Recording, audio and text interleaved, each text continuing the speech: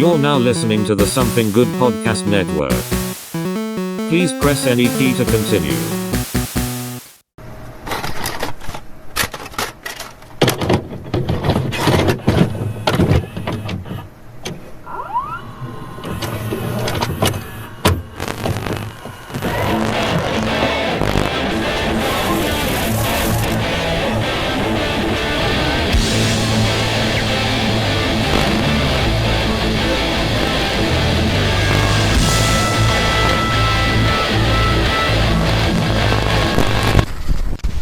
Alright, everybody, and welcome to this week's episode of the Couch Potatoes. I'm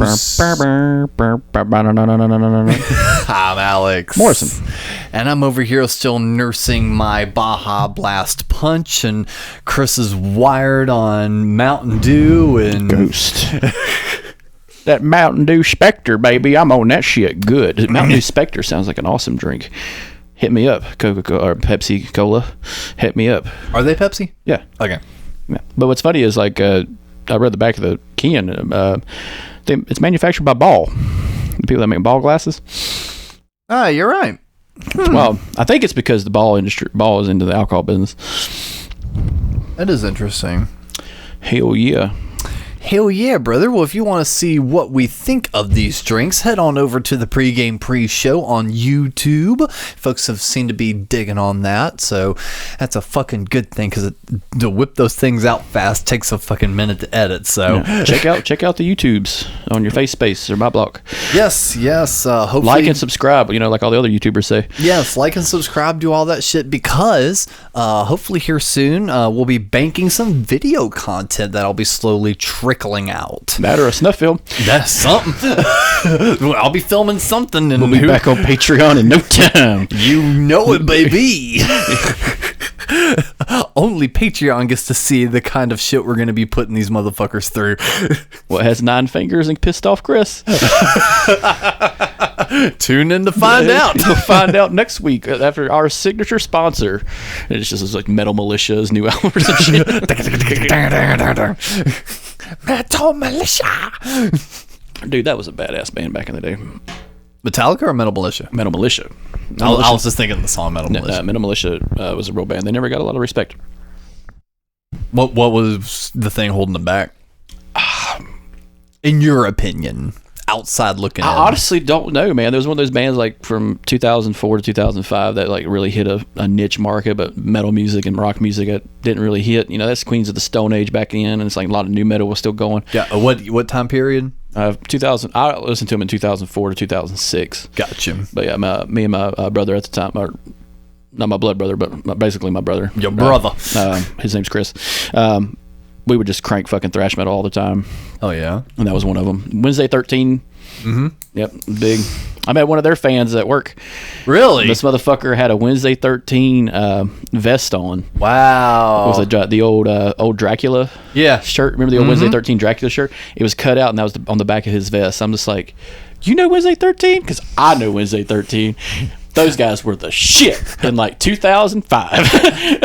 I know Wednesday 13 rather well. Yeah, I do too. I told you the ripoff story, have I not? Yeah. Okay, a few years back. So I don't know if I've mentioned it on the show or not. Do it. This is all conjecture. This isn't even necessarily my story. However, if anyone wants to listen to the Wednesday 13 song called "God Is a Lie," I think it was off the record, the Murder Dolls record he did with Joey Jordison. Mm-hmm. And then listen to a song by the Dead Kings called "Hot Black Chick." That came out about 2 years prior. I'll just leave it at that. Both are North Carolina boys, and they were friends. And I will leave it up to everyone else's opinion as to how much of a ripoff it is. Well, even if like that, I would argue probably a ripoff because they're from the same state, and it's within that same state, and they're probably within the same like popularity. They ran in the same circles. But like when you're talking about like other people saying ripoffs, like Vanilla Ice, Under Pressure, yeah, that's a ripoff. Yeah. But if I say like do Dua Lipa is being sued by one band from 1976. It's not really a ripoff. She probably just never heard the fucking song before. The producer probably heard it, and she has nothing to do with it. Like, you know what I'm saying? Like, so come on, man. Ricky Rockman totally ripped off my logo, though. Probably. And y'all took it from fucking Shazam. I love how everyone took me so fucking serious about that. You would hear something funny. The first time I met you and I saw that logo, I only glanced at it for like half a second. Yeah. I did not see a lightning bolt. What did you see? The SS lightning bolts. Of course you did. But it's like in black and white. So like when I was like half-ass glancing, I'm like, is that fucking SS bolts on his goddamn belt? I'm like, nah, he's not that brazen about it. He couldn't be. Your first thought wasn't even Kiss? No. My first thought was like, oh, stormtroopers, but not those stormtroopers. You remember stormtroopers? Yeah, I remember Star Wars. No, not those stormtroopers. The real stormtroopers. I hate they got rid of that subplot. That was so good. It was. But no, so rip-offs or not. One of the things you also mentioned before kicking this off, this doesn't necessarily fit in the news category, kind of works as a good little work in. A popular metal record is celebrating a birthday today. Yeah, 38 years old, Master of Puppets came out. Yes. Honestly, probably my favorite of the classic records outside of Kill 'Em All. Kill 'Em All is so fucking good. Kill 'Em All is like probably one band's best opening album of all time. Like, Metallica is very good. I enjoy Metallica, and people hate them. I get it. I understand. People hate Nickelback, too. But, like, you're talking about an opener album. Oh, yeah. And there's a lot of, like, technical aspect to it that people, I guess, don't give a shit about. Because, like, you know, you get a lot of those Dave Mustaine fans who are like, Megadeth's the shit. And they're good. They're fucking fantastic. But it's different styles of the same genre, you know? Like... When I listen to Metallica, I'm listening to thrash metal. When I'm listening to Megadeth, I'm listening to a guy who is so far on the technical side of it, who's creating these elaborate riffs and elaborate fucking notes and stuff, and putting it together very well. Because Megadeth is, I would consider it more scary music, because it's like, fucking aliens in the government. It's like, holy shit. Hello, me, it's me again. But like, barring the covers they did, but like, when you listen to like Hangar 18 and shit like that, it's like, in Holy Wars, it's like, that is technically magnificent. Like, the way it's done, like, I would need like 40 fucking fingers just to hit some of that shit, but they're nailing it, man. Yeah. It's kind of like Dragon Force, you know, they just fucking nail it. But no, Master of Puppets, man. Great song about cocaine. Dave Ellison, too. Great with his hands. Yeah. But I was talking to somebody earlier today about Master of Puppets, because it's like it's Stranger Things, and like the timeline of Stranger Things is like, all right, so they go to spring break. That's when the whole season 5 happens. So early February, Master of Puppets comes out. They're in a small town in Indiana. This metalhead kid was able to learn the tabs of Master of Puppets within like a month. Sure, perfectly. While dealing drugs, and has the mental health mental scape to been like, I'm gonna use this as a revenge song to kill demon bats. And sounds about right. I just remember like we were sitting there watching it. I'm just like at the edge of the fucking couch, because that's all you need. It's just like, fuck yes, shut the fuck up. No. It's one of the best moments of the show. And, yeah. But I was listening to Master of Puppets, the whole album the other day, and I'm just like, I wonder how old this was. I was like, holy shit, it came out this 38 years ago this fall. And see, I don't know. The reason why I wind up leaning toward this record for my favorite, Battery's fun. One of the best openers to a record, immediately rolling into Master of Puppets. Holy fuck. And then right smack dab in the middle of the record, Welcome Home Sanitarium. I think that's one of the most overlooked songs in their catalog. Well, that, like, one, Sanitarium, and what was it? Sad But True. Yep. Those are a lot of their overlooked songs. They never really make it to the greatest hits sometimes, but goddamn, they're heartfelt songs. Mm-hmm. Sanitarium is the song used in the Murder in Robin Hood Hills, the original story of the West Memphis 3. That's where that song really got popular, was because that's the opener. Even my mom, when we watched the documentary and my parents hadn't seen it, I was like, you need to watch these. There's 3 of them. The Murder in Robin Hood Hills, and it opens with Sanitarium. And she's like, who's that playing? I'm like, that's fucking Metallica. You know that shit I wasn't supposed to be listening to? Yeah, that's fucking them, ain't it? It's fucking awesome. Oh. Yeah. But like it's such a good song, especially for like the context of that documentary. Oh yeah. Which I would love to go back and do another whole episode on crazy ass documentaries, because I just finished one. I think we ought to do an episode on that series. Yeah. The West Memphis. But now, and another reason this record is right up there with me, probably the most overlooked Metallica song, but in my opinion, and Discord, come at me. No, do it. Come after him. He knew where he lives. Damage Incorporated. That's a fun song. Their thrashiest song in their catalog. You think so? I think Damage Incorporated is their thrashiest, most brutal song, at least in their early stuff. Now, a lot of people will... Let me define what I mean by brutal. A lot of people will turn to something like Pantera's Walk as brutal because of the beat, that boom, boom, boom, boom, boom, kind of thing.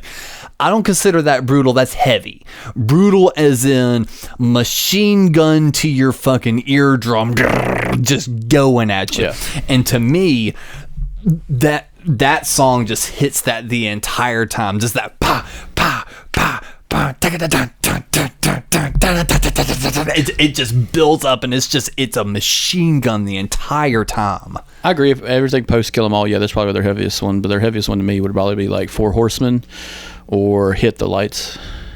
Yeah, I mean, for speed, maybe. Yeah, but like heavy, like Four Horsemen is that brutal fucking. That was Dave Mustaine and them. Like that was before he left. That's the one he wrote, and that's going back to technical. And then he rewrote it for his song record, and it was horrible. But like the technical part of it is all Dave Mustaine, and you got all the other guys, just giving it their fucking all, because this is their first album. It means if we can't make this, we're fucked. And like, other than like, and this is kind of a cop out, like you have Kill 'Em All, Metallica's first album. But if you take like a band like AC/DC, who had to reinvent themselves after Bon Scott died, it's their Back in Black. It's like AC/DC's Back in Black album is their album. Pure and simple. No one has made an album that good in a very long time. And you got to remember, it's competing against fucking Thriller. Yeah, what year was this? 1980. Yeah, you're right. Scott, when Bon Scott dies, they get Brian Johnson, and they write Back in Black. And I can remember that album like the back of my fucking hand. And those are bangers from beginning to end. And yeah, that could be content down the road. Which album has the best songs album-wise? Like, not barring greatest hits, but like for me, it's Back in Black, Kill 'Em All, Second Helpings by Leonard Skinner. Those three albums have the best fucking music of their catalog all on one album. Ooh, I'll say this while it's on recording, that way someone can hold our feet to the fire. Here's one we could do. You were talking about wanting to do another rock fight. Yeah. A variation of that. Pick 5 records for a road trip, and then you have to judge them. I like because we do a lot of road trip shit, and we always like building up the playlist. It's like, how long is your playlist? Mine's 8 hours. Well, how long is yours? Mine's 12. All right, yours wins. So I've been using the same playlist called Tuesday for the very long time, and I finally condensed it down to like a handful, and I just named it Wednesday. And I actually listened to one you had recommended a couple of years ago. It was the Long Shot album, Goodbye to Romance. And I was like, I'm adding that to my list of best covers. That's because he fucking does a perfect job on that. But yeah, that's just music-wise. It's kind of a good thing in history about it. Oh, yeah. So, yeah, cheers to a fantastic metal record. And, yeah, outside of... Because, again, you really got my mind working on that. With the whole Back in Black was the last perfect record. It's the sugar and alcohol. It's the caffeine and alcohol that's really kicking this in. You're welcome. Well, fuck it. Speaking of kicking it in, let's go ahead and kick it on into our news segment.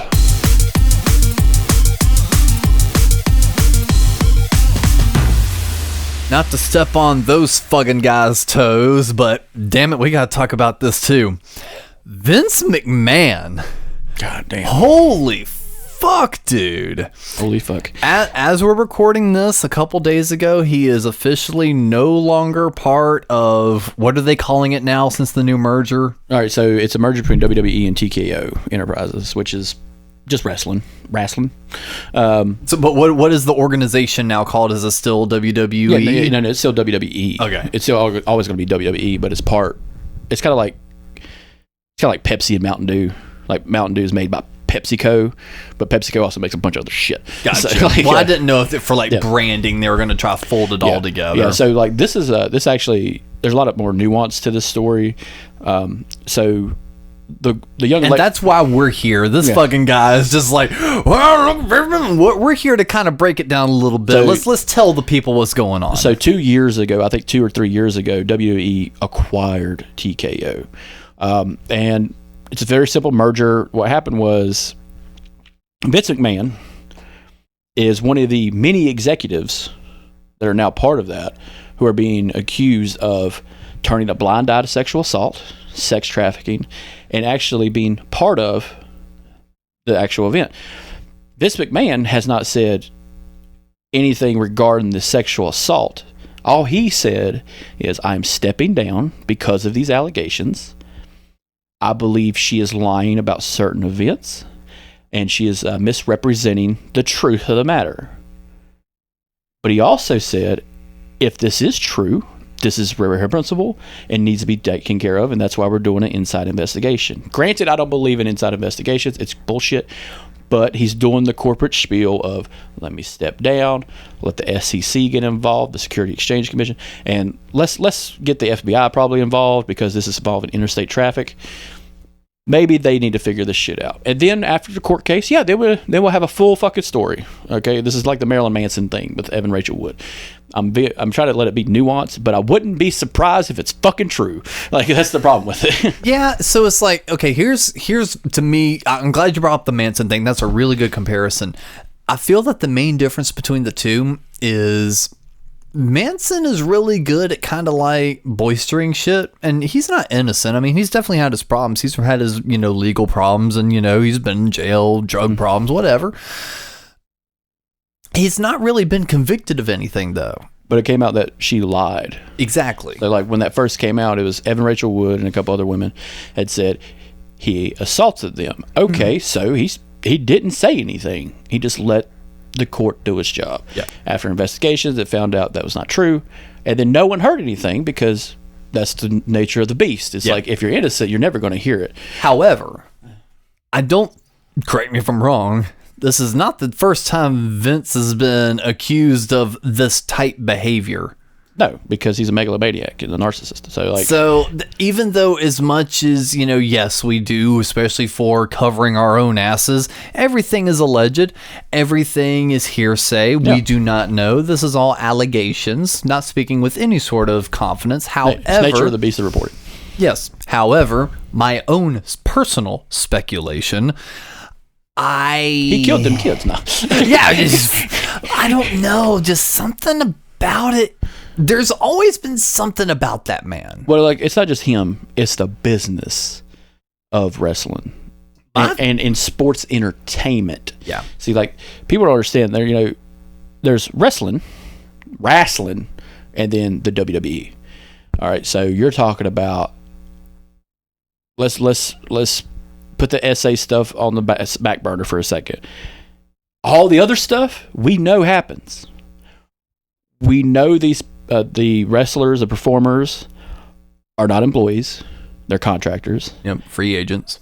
They have no insurance. They put their lives on the line when doing their entertainment. There is no kind of substance involved enough for them to kind of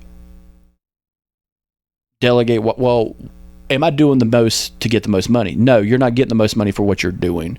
And this is kind of a horror story of like Roddy Piper, who came back because he ran out of money. That's Roddy Piper, one of the biggest WWF stars from back in the day. You're telling me he's fucking broke? How? How did he run out of money? There's no way in hell. And it's just like, no, they run out of money because they're not paid shit. But they're entertainers. And, we talked about with G4, like those wrestlers that came on G4 who were doing like a bunch of side stuff. Guess what? They're now infringing on fucking contracts they're doing, which is bullshit. People like The Miz and like, I forget what the chick's name was, but like, they're trying to break away and do their own things, and they can't use those names like on Twitch. They can't use them on Discord, So you're really hampering down what these people can do to make money, and it's a very nasty business. And that's why I think a lot of people get a bad vibe, because he is a very nasty businessman. Mm-hmm. And also, side note, is that how you legit spell McMahon? That's how he spells it. It's kind of like different ways to spell Osborne. I've only seen like one or two ways to spell Osborne. Yeah, there's like one or two ways to spell McMahon. When you look at his name, it's Mahone. Yeah, I'm not trying to argue I know you're not, but I'm just sitting here going, I'm like, it's fucking pronounced Mahone when you look at the shit. Like, how do you get McMahon? Because I seriously was like staring at that name, just going like, how do you get McMahon out of this? Like, it's like one of those stupid Irish names like Soros or fucking Twicker. A tweaker? Twicker. I thought you said tweaker. It sounds like tweaker, but twacker. Or Soros. Like Soros Rowan, the actress, or the Kennedy. My favorite, I throw in air quotes, most interesting piece from all of this, though, in my opinion, is the allegations of some sexual activity that happened in a hotel room. Yeah. Supposedly, McMahon, while face-sitting a girl, decides to lean forward and his bowels eject and instructs her to not get up to clean herself off and to finish the act upon his friend, and she laid there as they, mocked and made jokes of it. He's a monster, probably. Yeah, so that's the kind of shit where I'm sitting here going, that seems rather detailed, interesting, and like, this doesn't seem like a Jussie Smollett situation. This is not the worst thing I've heard someone do. No, by far, which is what kind of makes it believable. Yeah, because I read a book called Ordeal. It was the true story of Linda Lovelace.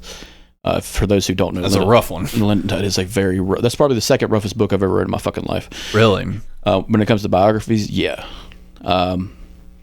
It makes you really hate Sammy Davis Jr. and Hugh Hefner, who isn't already hated enough.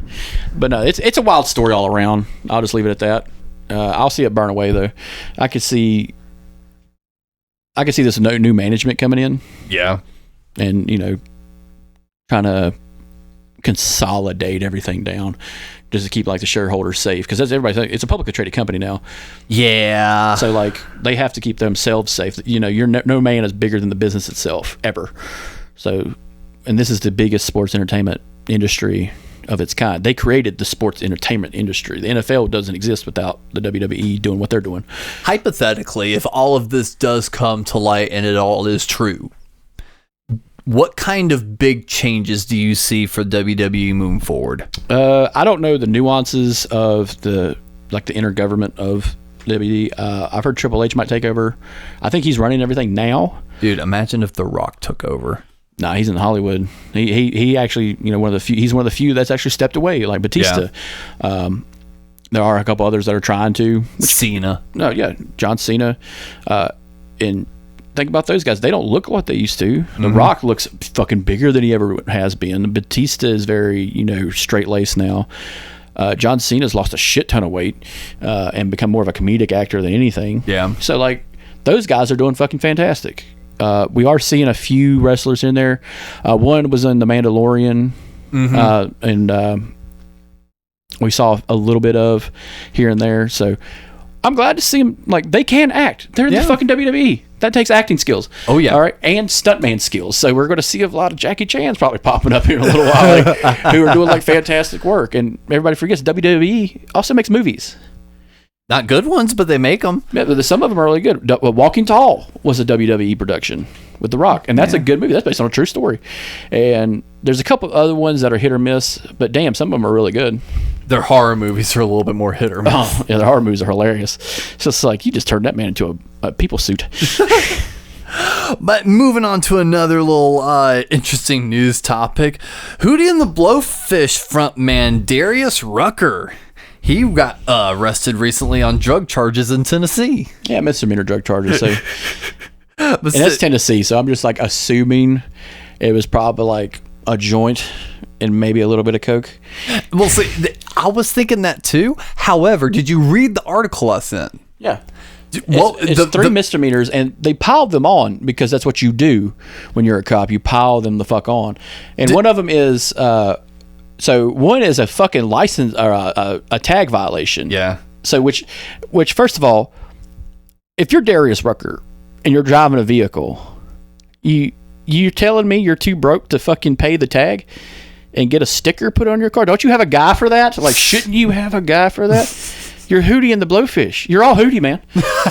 And no blow. You're Hootie and the Blowfish, not Hootie and blow into this device real quick. You know what I'm saying? So, like... That's good. So he has, like, some responsibility. I get it. You're famous. I get it. You transitioned from that band that was very popular. He's like solo country artist. And he did country music. And what a transition. Congratulations. You performed the reverse Dolly Parton. Okay, you got your step in there, and guess what? He's good at it. He's legitimately fucking good at it because he knows how to play fucking instruments. Yeah. But no, just like a handful of fucking like charges tacked on side, and some of them are drug charges. Get the fuck out of here. The last line is the part that made me laugh, though, and it's what made me really kind of question like what was actually in there. Mm-hmm. The last line says, "Rucker's ex-girlfriend, comedian Kate Quigley, was not sympathetic." Yeah. And if you read on, it's just her talking about a fucking Twitter post. It's just like, that she deleted. Yeah. All I can say is karma. Yeah, let's like tell the whole goddamn story if you're gonna fuck. And then she's like, she deleted it. I'm just like, I don't care now. Like you did an ominous fucking headline tag. You know what I'm saying? Yeah. Like it's clickbait. That's what that shit is, and it pisses me off. And then the worst part, he was also scheduled to perform at the Grand Ole Opry in Nashville on Friday, and he has since been removed from the lineup. Yeah, fuck the Grand Ole Opry. It's like, damn, what the fuck? Yeah, fuck them. This is an overbloated. It's not even the Opry anymore. It's the fucking ramen. And this part came across, I only did like a quick skim of it, so see what you kind of think of this. Something from NBC News that said, George Carlin's estate sues over AI-generated stand-up special titled, I'm Glad I'm Dead. Yeah, so a podcast / entertainer, the Dudesy, which is Will Sasso from Mad TV. Yeah! They used the AI to create a George Carlin knockoff and did an audio track of a special. It's not video. Yeah, it's just audio. It's just audio and AI images on top of it. So what they did was they programmed the AI to tell a fucking special in the guise of George Carlin's voice. Yeah. And said it was George Carlin. Oh, so they said it was George. They didn't say it was an AI thing. Yeah, so they're advertising.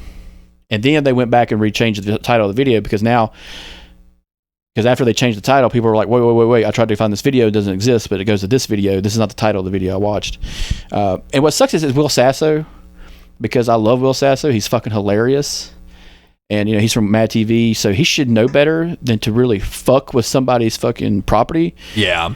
And his bullshit excuse was, well, we were just testing it out. And it's like, no, you put it out there as George Carlin, and now people are going to think it's a fucking back alley take of an old like stand-up show like the Comedy Store or something. Like that can be perceived. And what you're doing is you're lessening the value of the artist, and that is called theft. Yep. And you decided to fuck around and fuck with shit you have no idea what's about.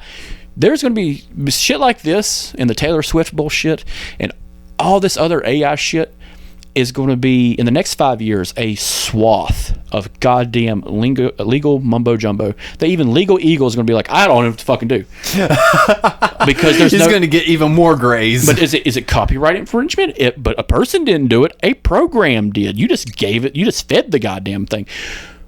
What the fuck does the law say about that? We don't know because they didn't bother to make fucking laws about it because they can't keep up with technology.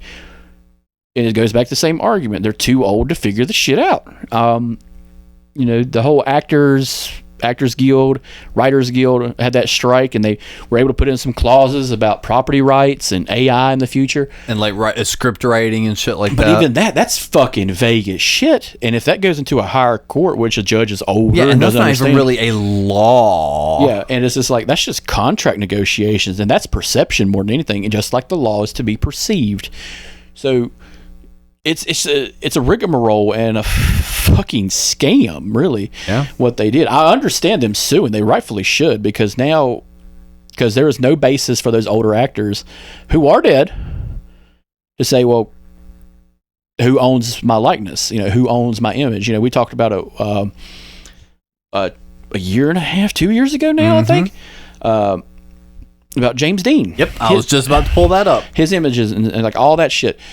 Who owns James Dean's image? It's like, does the studio company own it? Does the production company own it? Well, so I remember that scene. That was one where the estate gave clearance to, but we haven't seen anything about it. No, because it's hush hush right now. Because that little part got open, now a bunch of other studios are now open. It's kind of like I heard it. I forget where I heard it, but like, why is there not a good movie about Houdini? The magician Houdini. Why isn't there a good movie about Houdini?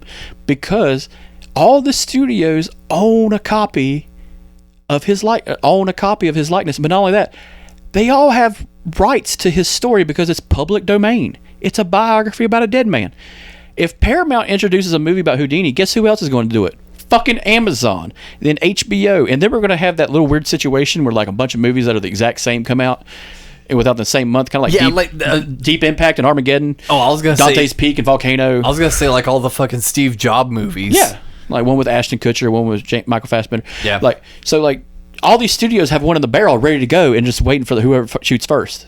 Because like, hey man, did you see that Houdini movie? Which one? The one on Hulu or the one on Netflix? And the two Fyre Fest documentaries that came out back to back. Yeah, like so it's. It kind of goes into AI too. It's like, which one is going to pop off first? And Will Sasso kind of just said, "Fuck it, let me pop one off." Yeah, that was surprising to me too, because again, I skimmed the article and I was like, okay, that's good enough to send to you. But I'm totally missed that it was the Will Sasso thing. Man, Mad TV, it was fucking great. And then two, I loved his vines. Oh, yeah, he had some funny shit going there. So and he's still like a sitcom actor. Like he still appears in sitcoms. And again, that's why I was so surprised it was those guys. And they had done some funny shit recently. Like he was doing some really good Macho Man impersonations. Oh man, his Steven Seagal impression is hilarious. And that was back when like Mad TV was going. Yeah. So like that was before the whole Steven Seagal madness started. But like he was fucking hilarious. He lost a bunch of weight. Oh, and he did the Hulk Hogan bit on WWE. Yeah, and he did all this stuff, and I was kind of sad to see about it. I mean, that hurts a little. You are a comedian. You are in that industry, and you know better. I understand if it was like some young guy making an AI feeding it a bunch of Carlin stuff, because maybe if it was a me, yeah, but like I would understand that. But even the younger generation would understand, like, hey, I made an AI sound like George Carlin. Tell me what you think. Yes, say that it's an AI, and not like George Carlin special. I'm glad I'm dead. Brought to you by HBO. That's the one I would have to worry about if I was Will Sasso. Is fucking HBO. I would worry about HBO coming in my back door and fucking killing me, like coming in your back door and then breaking in your back door. Yeah, like they're gonna fucking murder this dude. Hey, I'm just saying, Will Sasso likes hot air balloons. Just eventually, one day, hot air balloon. Will Sasso is of well sound mind. Yeah. I, Will Sasso, I'm sound of mind to get in this dirigible. And in other movie drama news, we'll probably wind up talking about this more on Something Good For You, a little bit more as the ins and outs. However, Netflix, a few years ago, I think in 2021, announced that they were going to be making a Joey Ramone biopic starring... Oh, God, his name just escaped me. The fucking Saturday Night Live guy. New York guy, his dad died in the fucking 9/11. Oh, that guy, Pete Davidson. Pete Davidson, yes. And Joey Ramone's going to be played by Pete Davidson. And it was going to be based off the memoir, I Slept with Joey Ramone by Mickey Leigh, his brother. Gross. Now, there is a legal dispute.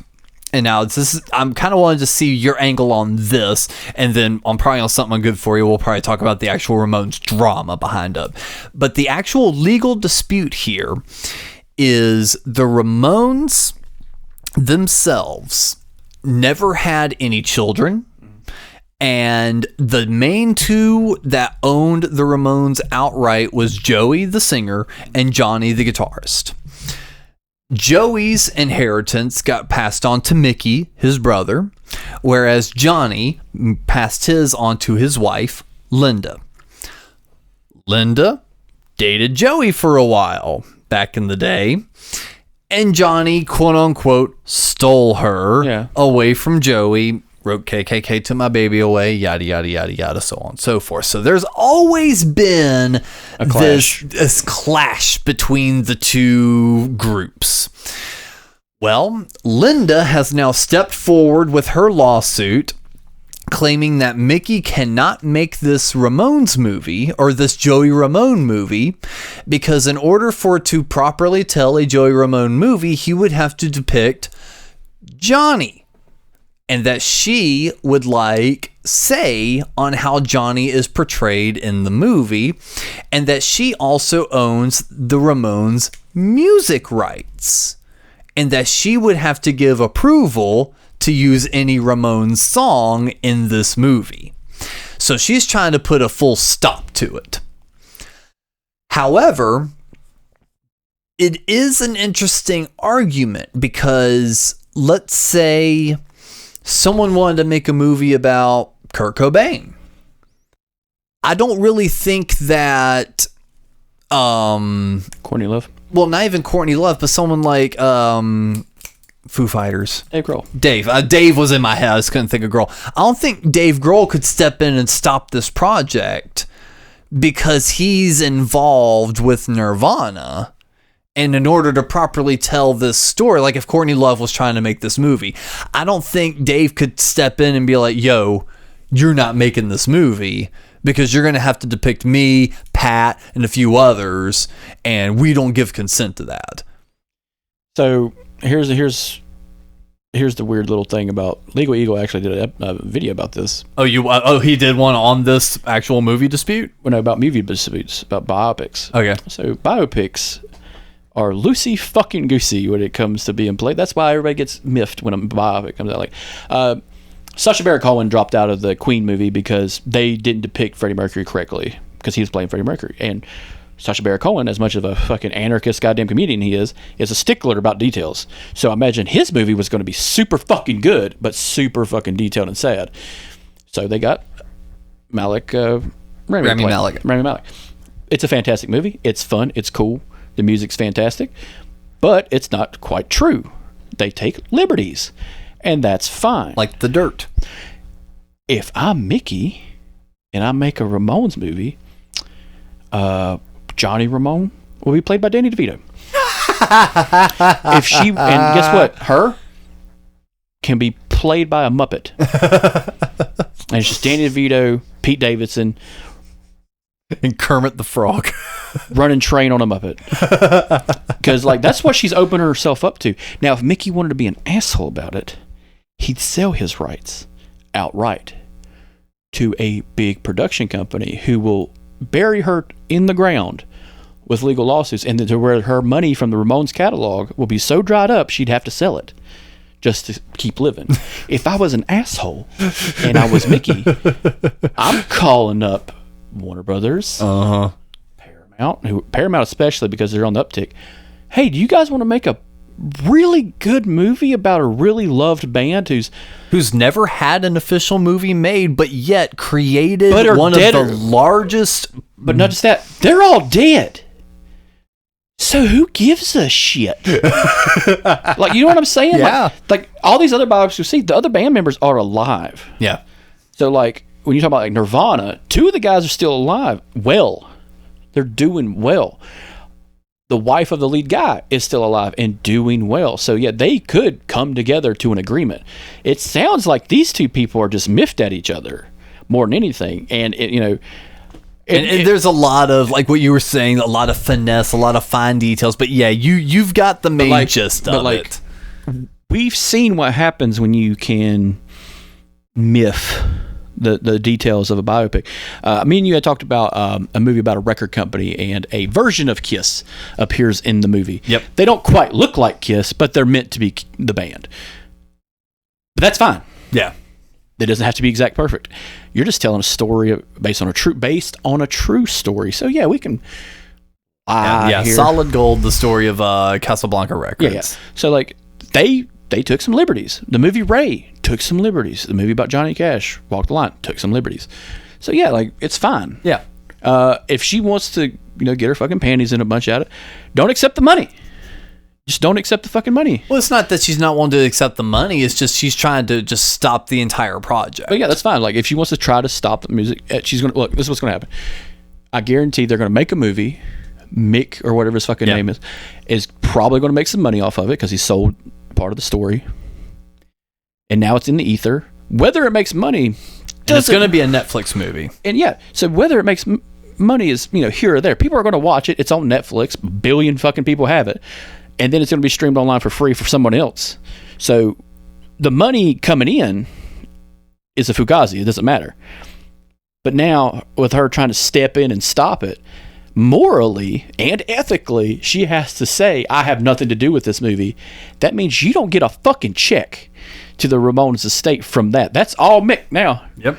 She had a chance to collaborate and make a good movie. And now all these Ramones fans are going to see this Netflix movie. It's like, oh my God, what happened? It's like, that was a lot of blood and a lot of rap at the end. Oh God. He said like the hard R version of that word too. Like, God damn. And can you believe that one guy with the guy with the drummer, the first drummer was a Muppet the whole time? Oh my God. Oh my God. Is he dead? Here's the original drummer? Yes. Well, I'll be goddamn. All 4 original members are dead. Oh, that's a damn shame. Yep. Really the only surviving members were their second drummer, Marky. You're I'm looking at the poster. I'm looking at the Vivos Los Muertos poster. I'm trying to figure out who's dead. At first, I thought you were pointing to like the door behind me, and I'm like, "Who the fuck has opened the door?" Rachel's gonna shut up about the fucking remotes. But yeah, so Joey's dead, Johnny's dead. Marky, that's the second drummer. He's still alive. And that's CJ. He was the second bassist. He's still alive. Dee Dee, the original bassist, he's gone. Tommy, the original drummer, that was he's the one I was gone. trying to think of with the rap album. Yes. But here's my opinion with the whole Dee Dee Ramones could be thing. a really good Muppet. Like this gonzo looking motherfucker. I'd be a really good Muppet, man. So you hear my rap album? It's like, yeah, you goddamn right I do. I wasn't a Negro. That's the fucking best line. Fucking fantastic. That could be the name of the episode.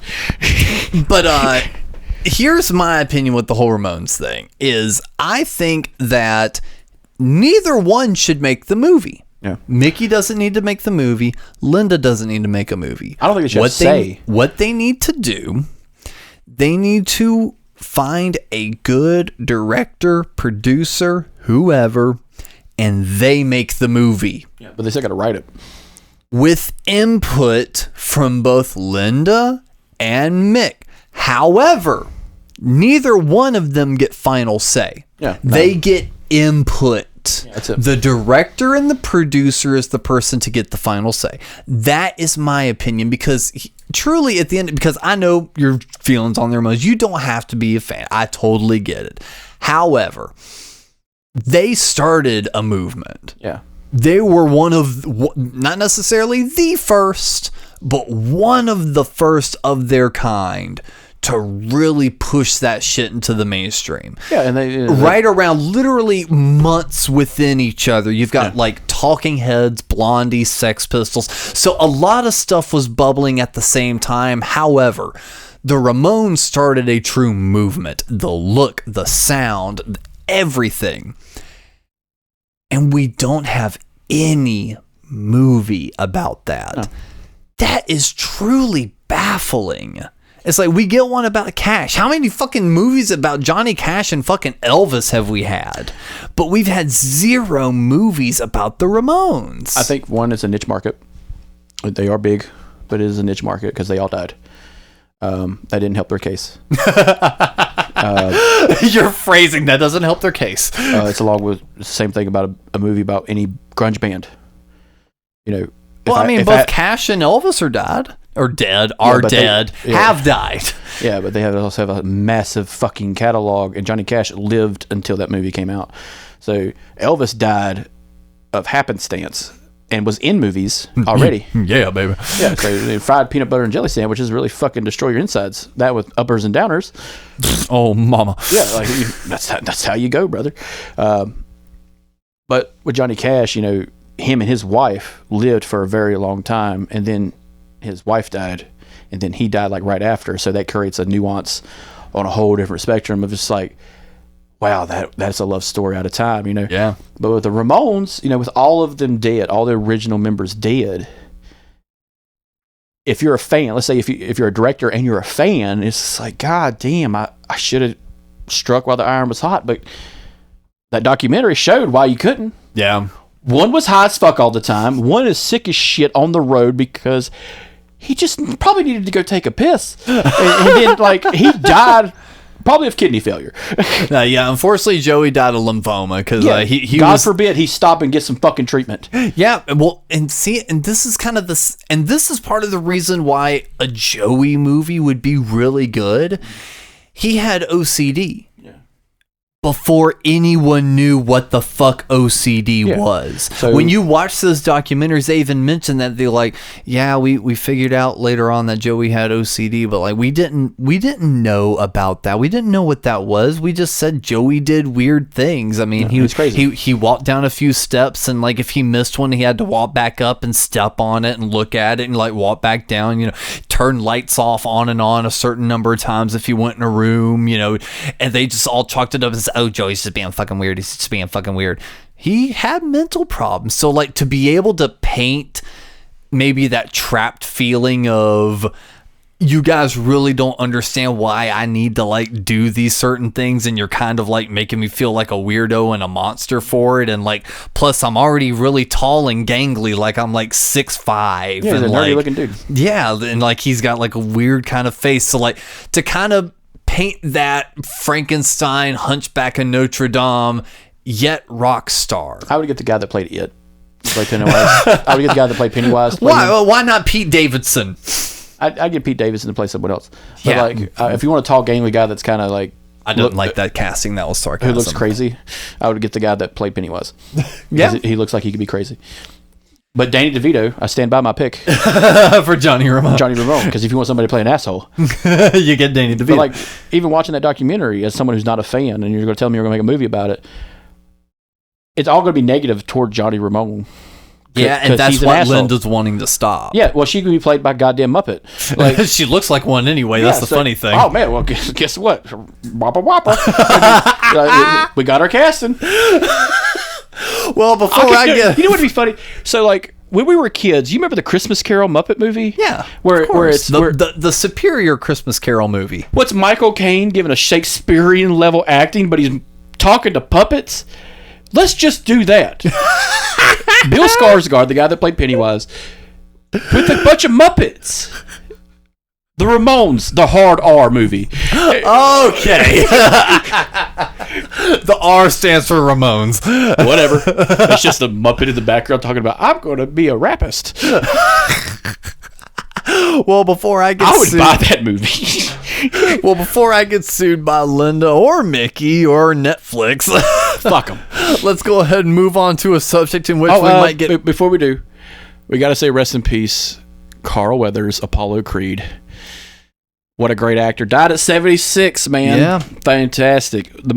Long life. Him and Arnold Schwarzenegger, to this day, have the manliest bro handshake that is heard around the world. Dylan, you son of a bitch. Man, Mikey was so distraught in our group chat. Oh God, it's so that sad. Fucked him up because that has been like his go-to meme, reference, everything. He loves that scene. Tony Leone, man, had a patch of Dylan, you son of a bitch. It was the black arm and the white arm fucking grabbing, man. That is such an iconic scene. It is an iconic scene, and it's so over the top. And it makes the movie, because that movie is over the top. If you want me to stop doing something, put Predator on. But like we could be podcasting right now, and like Rachel comes in, hey, what's this movie? And it's Predator. I'm like, we're gonna take a pause. We're watching Predator. Like, well, you see what happens. This is an analogy. We're like, he's actually 6'8", and you could kill Arnold with his bare hands. But no, Carl Weathers is such a nuanced character too, because he could be funny, he could be in the sci-fi movie, because he's a Mandalorian. He's in That's gonna be fucking hard to do. Because now they've lost 2 people in their fucking. And now cast. who's gonna govern that shitty little town, huh? Mando's gonna have to come out there and start shooting more thugs in the street, because now they're gonna come back. Well, we heard the sheriff's dead. Let's just walk on down. See, I'm worried about the fucking Mandalorian curse at this point. That's 2 of their fucking cast members gone now. Yeah, they'll make it up. It's Disney. They'll pluck one from fucking some theater kid or some shit. But no, they'll kick some kid from Disney Kids or something to come out there and be somebody. Disney Kids. It's me. Mandalorian. Waving the wand, but it's a lightsaber. You remember those? Remember those intros? Yes. Yeah. It's like, welcome to Disney. He's just like, you fucking asshole. Check out our new Ramones movie. Well, let's go ahead and move on over to our main topic.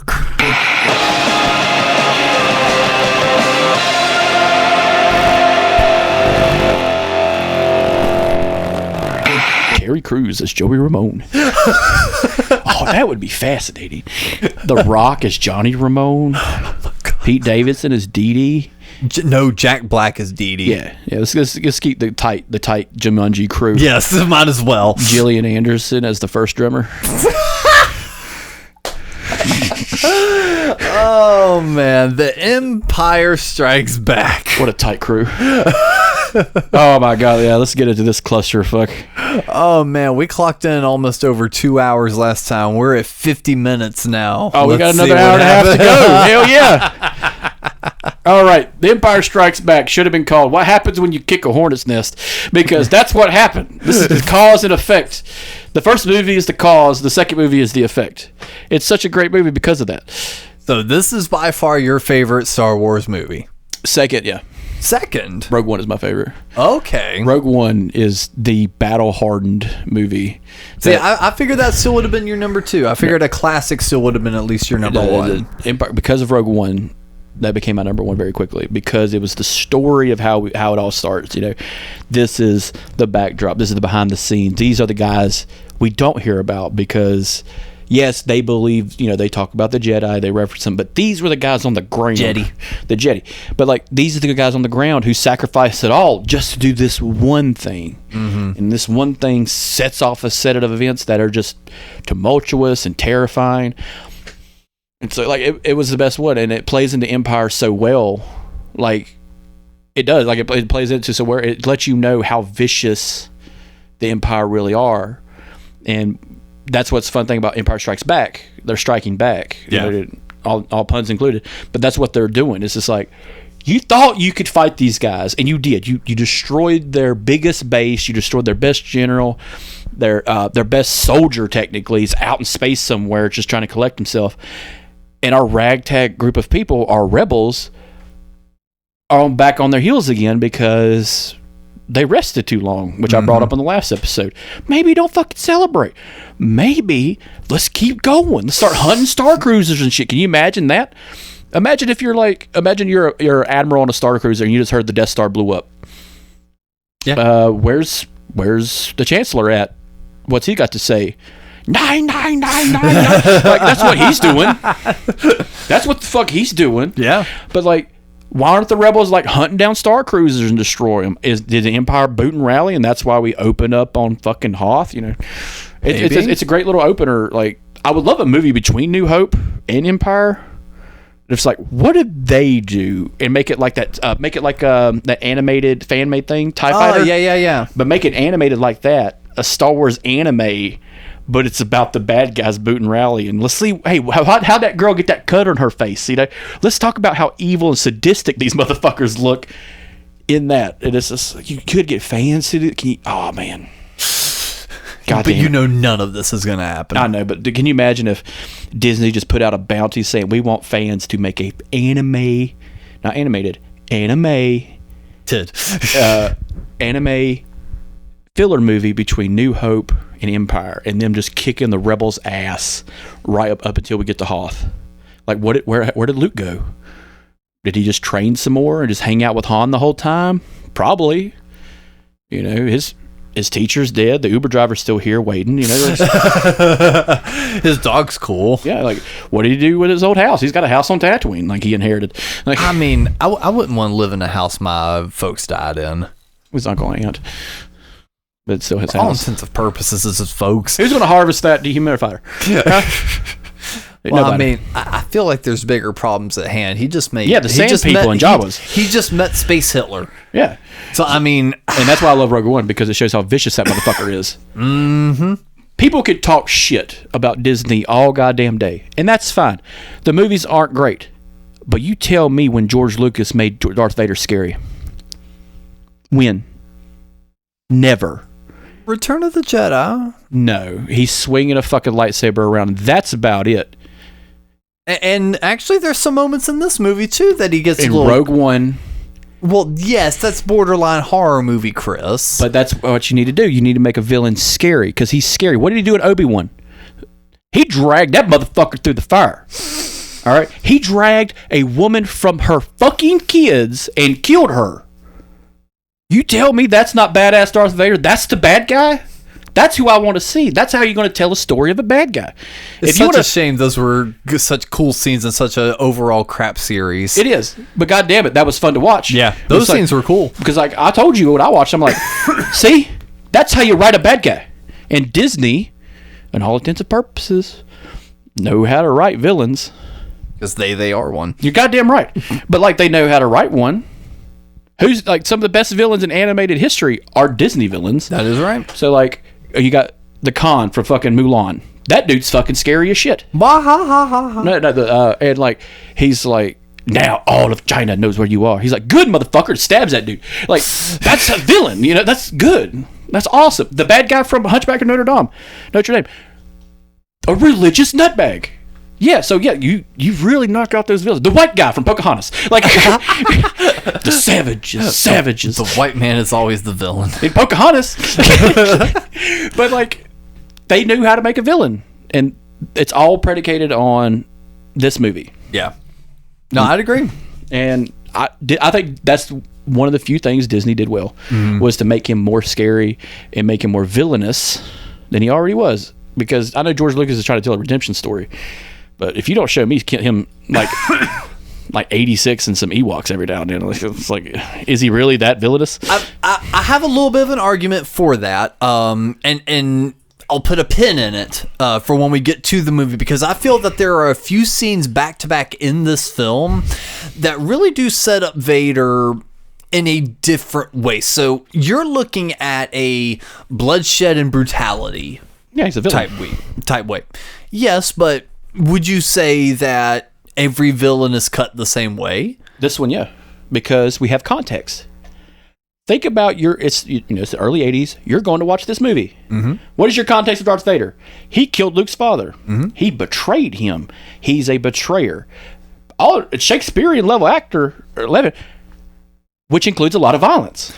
So, thank you for mentioning all that. That actually leads into what I'll mention a little later on. So, when you're going into the movie, you're like, okay, this guy killed Luke's father. Luke has legitimate reason to kill this man, and avenges his own father. Okay, that's fine. Mm-hmm. But that's the context we have. Yeah. And that's the context George Lucas has. So these are my critiques of the movie. But let's go into the story. It opens up, let's say, a year later? Give or take? Roughly, yeah. Listen, enough time for the Empire to boot and rally and put the rebels on their heels, because the interlog, the scrolling log at the beginning of the movie is like, the Empire strikes back. Big fucking letters. All right, the Empire is putting the rebels on their heels, and they've chased them down. Our main guys, our main crew. To their rebel base. Yeah, they chased down SEAL Team 6 down to the planet of Hoth. Stupid name for an ice planet. It sounds hot. It sounds Koth. Should have been named. But it is a cool scene. Now we're kind of expanding the universe a little bit. We went from a desert planet to an all snow planet. That's cool. A little biodiversity. And we get that robot. Yes. The searcher robot. That thing is legitimately scary. Yes. Okay, that is some Matrix scary shit. Okay. But no, it's searching, and we see, and I'm not sure, like from the newer versions, I haven't really watched the newer versions, if they've changed anything, but we see Luke on a fucking tauntaun. He sees this goddamn thing, and it's just like, hey, asshole. Like, and what does he do? Tries to shoot it. He tries to pop shot that motherfucker. Does he automatically pull out a lightsaber? No. Which, he's a Jedi. He fucking should. But, like Obi-Wan, he's good with the gun. Every now and then. Like, he's good. Like, pop! Like, how do you kill Grievous? You shoot him in the goddamn chest. Like, you don't have to fight him with a fucking... So uncivilized. Yeah, it's just like, that's fine. You can be Johnny Corleone and fucking drop a fucking gun and walk away like a bitch. But maybe keep that thing on you. Padme did. Padme kept a fucking pistol on her and she lived for a long time. She didn't get shot, did she? She died of sadness. But you can't shoot sadness with a gun unless you're Kurt Cobain. Oh shit, that's a fucking shirt. God damn. How do we get to the store, Kurt? I don't know, but I call shotgun. Hey, I can say this. I'm a fan. I'm a fan of everybody. I fucking love it. But so he has an altercation with this fucking robot. His tauntaun dies. Yep. I do like the creatures. All right, the fact that it's claymation in the original, it's very cool. It's very and like some hand puppets. Yeah. But it looks perfect for the time. You know? It does age well. Like even now, it still looks kind of good. And that's one of the things they never updated. There's still the claymation tauntaun. They didn't need to. Industrial Light and Magic did a perfect job. So we find out that Luke's he's down for the count, and that's what I kind of like about this movie. You know, our burgeoning hero from the first movie, who all intents and purposes won everything, is now on his heels. That's how you start him out. He's on his heels in the first movie. He's poor. He wants to get the fuck out of there. Well, now he's out here in the shit, and he's knee deep in the fucking snow, and he's just like, fuck, this is rough. Yep, has an altercation with that, then gets smacked down by the abominable snowman thing. Gets drug away. Yeah, the Wampa. Womp Womp, or whatever his fucking name is. I forget, what is his name? Wampa. A Wampa. Yeah. Yeah, it's what is it called? A bottle snowman. What's the other one? I'm trying to think of the name of it. Anyway, he gets attacked by a fucking Indian deity. And now he's in an ice cave upside down. Yep. And then all the while, back at the snow base, Leigh is like, has anyone seen Luke? And Han's like, fucking why? No one cares about your fuck boy. Yeah. No one cares. And then he's just like, fine. Actually, in all honesty, we'll pay it correctly. He's just like, yo, okay, now actually, where is Luke? Yeah, where is he? He's like part of our leader team here. But that's it. He's part of like the OG crew now. Like these four, Chewbacca, Han Solo, Luke, and Leia, that's our crew. Yeah. Everyone else is even C-3PO and R2, they're just side characters. There are storytellers, you know, their background. But these four need to stick together. And everyone points to the "I love you, I know" scene, or you know, the Han shot first. One of the best delivered lines by Harrison Ford when he's talking to that guy, and he's just like, "Your tauntaun's going to die." Yeah. Well, he's just like, "Hey, let's send a crew out there and let's look for Luke." And he's just like, "Yeah, I don't know about that. We're probably about to shut the doors." He's like, well, I'm going out there and looking for Luke. He's like, yeah, your tauntaun's going to freeze out there. You're crazy. Like, it's going to die before you get so far out there. He's just like, all right, well, then I'll see you in hell. It's just like, God damn. Hell exists in the Star Wars canon. Yeah, but still, just you know Harrison loved delivering that line. And it's a cool line. It's one of the few lines he delivered, like, clearly. Yeah. It's a manly line, though. It's the anti-hero line. I'll see you in hell. You'll die before you get 30 minutes. Well, then I'll see you in hell. But that's our tropes, you know. We have our strong female character. We have our Clint Eastwood type character, Han Solo. And we have our King Arthur character, our Luke Skywalker. You know, it's all analogies for like a bunch of other characters that he's stealing to put. It's like an Avengers of like classic literature that he wrote. And so he goes out there. Yep. And we cut back to Luke in the cave. Upside down. Well, I'll be goddamn. And this is one of the first times we get some big changes between the original and the special editions. Which do you prefer? In the original, we didn't get a lot of cuts to the abominable snowman creature thing.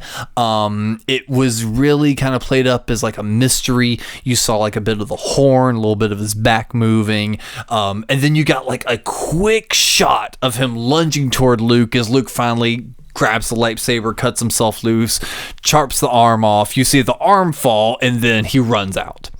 In the new version, you see a full person in a full suit, chawing down on the tauntaun, everything else, looks up, a piece drips down, and like they fully acted out, and then like the arm drops, it cuts back to him, all that shit. Which do you prefer, kind of the mystery of it all, or showing the full beast? The full beast, because this one, it's not a monster movie. Okay, this is just another creature of the Star Wars universe. Let's go ahead and give him his full regalia. Now, if this was a movie about him being hunted down in some caves, let's make it mysterious. But no, in this context, they did the right thing by showing the full art of the creature. This is what we put into it. This is the scary part of like, hey, that tauntaun, that sentient being you were fucking riding, it died. And it kind of plays on top of the Force a little bit, because he's constantly, he sees his lightsaber, it's just sitting there, and he's trying to like use the Force to get it, and he gets it last second. But I think it adds kind of more dynamism, more suspense, conflict between him and the creature when you see the full creature and its size, because we're not really sure. Like when they do the lunge, we assume the size of the creature, but this one it's like, oh shit, this is the fucking Sasquatch of the snow, and he's gonna fuck your shit up. Okay, yeah, because he drug you here, and he drug a fucking tauntaun here, so he's strong as fuck. And so, the Coca-Cola polar bear is going to fuck you up. and you know what? And I've kind of teetered back and forth throughout the years, but I'm lockstep with you 100% on that, because back in the day, I still kind of preferred the original, because I was always like a classic horror movie fan. I always liked a little bit of stuff kind of left up to the imagination. However, as more time's gone on, exactly what you're saying, I think fully seeing the monster, because it was such a one-off, it served it a lot better. And honestly, I think that's one of the few special edition changes that I actually prefer over the original. But going into the scene, he attacks the wampum, and cuts himself loose. He does this cool little flip. Yeah. Which kind of plays into the acrobatics of it all. If anybody listening to this ever gets a chance to play the Super Star Wars games for the SNES, that's the biggest dynamic in the Empire game is Luke Skywalker jumping around doing flips. Yeah, that's like you have to learn how to do that to get around in the game, and it's fucking wild to watch because he is like Simone Biles level flipping and shit. Like he's a U.S. gymnast. It's just like, get the fuck out of here. But so he's like, he's not doing well, like after that whole encounter, because his face is fucked up to begin with, because you could tell where he either landed or that paw, when it smacked him in the face, blacked his eye out, and so that eye's fucked. Yep. Yeah. Now he's laying in the snow, and I have to say, as much as I love this movie, this has to be the goofiest scene in any Star Wars movie. Luke, you must go to the Dagobah system. Use the Force and help me the fuck up, bro. Ben? You will meet a Jedi Master named Yoda. Ben! It's like, what the fuck? It's like all right, so Force Ghost exists. We know that. Now, Force Ghost exists. He sees them, and then he does the whole shadow effect where Ben disappears and there's Han Solo. Yeah. And his tauntaun died. Han Solo's tauntaun died, like the guy said, because that guy was probably a fucking specialist who was on that fucking planet for a long time. I think there was a robot chicken scene where it was just like, well, I'll see you in hell, and it just leaves, and it's just like, all right. Closes the door. Get fucked. It's like, fuck you too. So Han Solo decides to pull out the laser sword. I think that's so cool. It's the only time we've ever seen Han with a lightsaber. Yeah, and he cuts open a fucking animal, and he's like, "This is going to be fucking disgusting. Let me just jab you in there. Let me just put you in there real and quick. I thought they smell bad on the outside. That would have been a great line in Midsommar with the bear. God damn it. That you didn't think I could put Midsommar in here somewhere? I will. I'll find a way to put that in anywhere. But next morning they send out SEAL Team 6. Oh yeah, we got him. Hey, down here. He's got the flare and shit. Yep. All right, so the rebels have kind of. All right, so we got a cool little opener. All right, so we had some. He's getting healed up in the back to tank. Oh yeah, the bath. Because that's immediately after. Yeah, that is a ripoff of a fucking sci-fi movie. I can never remember the name of this. Well, everything else has been a ripoff so far. But he's in this pool of water healing or whatever. They zap the water and he starts floating. Yeah. Another thing is, it's like you have all this, yet their mom died of sadness. Well, that's what happens after people die of sadness. They improve their technology, I suppose. Sadness. That's what got her, huh? Died of a broken heart. Can you imagine if she had got the Johnny Cash syndrome? Can you imagine if she had got love tapped by a lightsaber instead? And stayed alive, like forced herself alive to keep those two? What a more compelling story that would have been. Oh man, call me George Lucas because I need $4 billion for my fucking ideas, you fucking dolt. But yeah, so he's healing the fuck up. He's back on the mend, laying in bed. And you know what I liked about this? This is the coolest they've ever looked, in my opinion. Leia looks good. Han looks cool as fuck. You know, Luke's on the mend, but when he gets in that fucking orange jumpsuit, that fucking squadron shit, that's when I think they look the best. And that's what I love about this movie. That looks really good. There's too many costumes in the third movie. There's too much going on. And I'm like, y'all consolidated this down to this, and they look fantastic. Yeah. Whoever the set designer was, whoever the costume person was, did their job right. But as Luke's chilling in the bed, we get a very controversial now scene. Yeah. So I could tell where this is where George Lucas wanted to do the love triangle. It's, you know, he's mouthing off to Leia, and Leia just looks at him and just plants one on fucking Luke. Yeah, because it's some of the small shit back and forth is, you know, Han and Leia have kind of had a little bit of a tension before even Luke showed back up. Oh yeah, there's an attraction there, but it's also fueled by hate, and like all good relationships. Yeah, but like it's not quite the Sid and Nancy, but it's there, it's close. But no, she plants one on Luke to spawn jealousy, basically. And I could tell this is where he was going. And I think if he had kept it that way, it'd been a more compelling story. Because you could have done that with Darth Vader, too. Like, Darth Vader's not his daddy. He killed his daddy. And Leia could just be a person from fucking Alderaan who's just a badass. It's okay to have other characters in the universe that aren't fucking Skywalkers who can fuck shit up. That's fine. I don't know. Outside of that kiss, I kind of like the idea of Leia being Luke's sister. Gross. Disgusting. The mainstreamification of incest. It's no, disgusting. I said outside of that. I said it was gross. It's disgusting. You're right. I'm not condoning it. It's whatever that weird category on Pornhub is. Yeah. Well, it's banned now. Who gives a shit in North Carolina? Fucking Dante's in a tizzy about it. That's why he's been so energetic. Yeah, I guess. Yeah, I told you like what you like, man. I'm no judge, but judgment. You know what I'm saying? But yeah, so what is it? They wind up hearing that Empire's coming. They hear like radio transmission or something. Yeah, so the Star Cruiser that's in the area, their scout is knocked out by Luke. So they're like, "Oh shit, your boy's here. Let's go ahead and there and plant one." And this is the dumbest thing the Empire ever does. Is there's a base and you're coming from space. Why don't we just airdrop in directly on top? No, let's go about 15 miles out and airdrop our AT-AT and AT-STs who go about, I want to say, 15 miles an hour, give or take. Yeah. They're about 7 stories tall, impractical, but you have TIE fighters. One line of dialogue could have corrected this. The TIE fighters can't make it in the cold like that. Yeah. One line of dialogue. Well, they're not good for close range like that. Yeah, they're space fighters. Yeah. They're not good for, it's like saying, I can't use, F-22s in this little area. It wouldn't make sense. Let's use some helicopters or something like that. But the Rebels, they have the little, what is that ship called? A-Wings. Speeders, yeah. The little A-Wings. Those things are badass. Those were the coolest things Skywalker or Industrial Light and Magic ever made. Those things were cool. Hasn't been the coolest thing Skywalker done made. I like because it's got a co-pilot. It's one of the few ships that needs 2 people because it can shoot backward and front.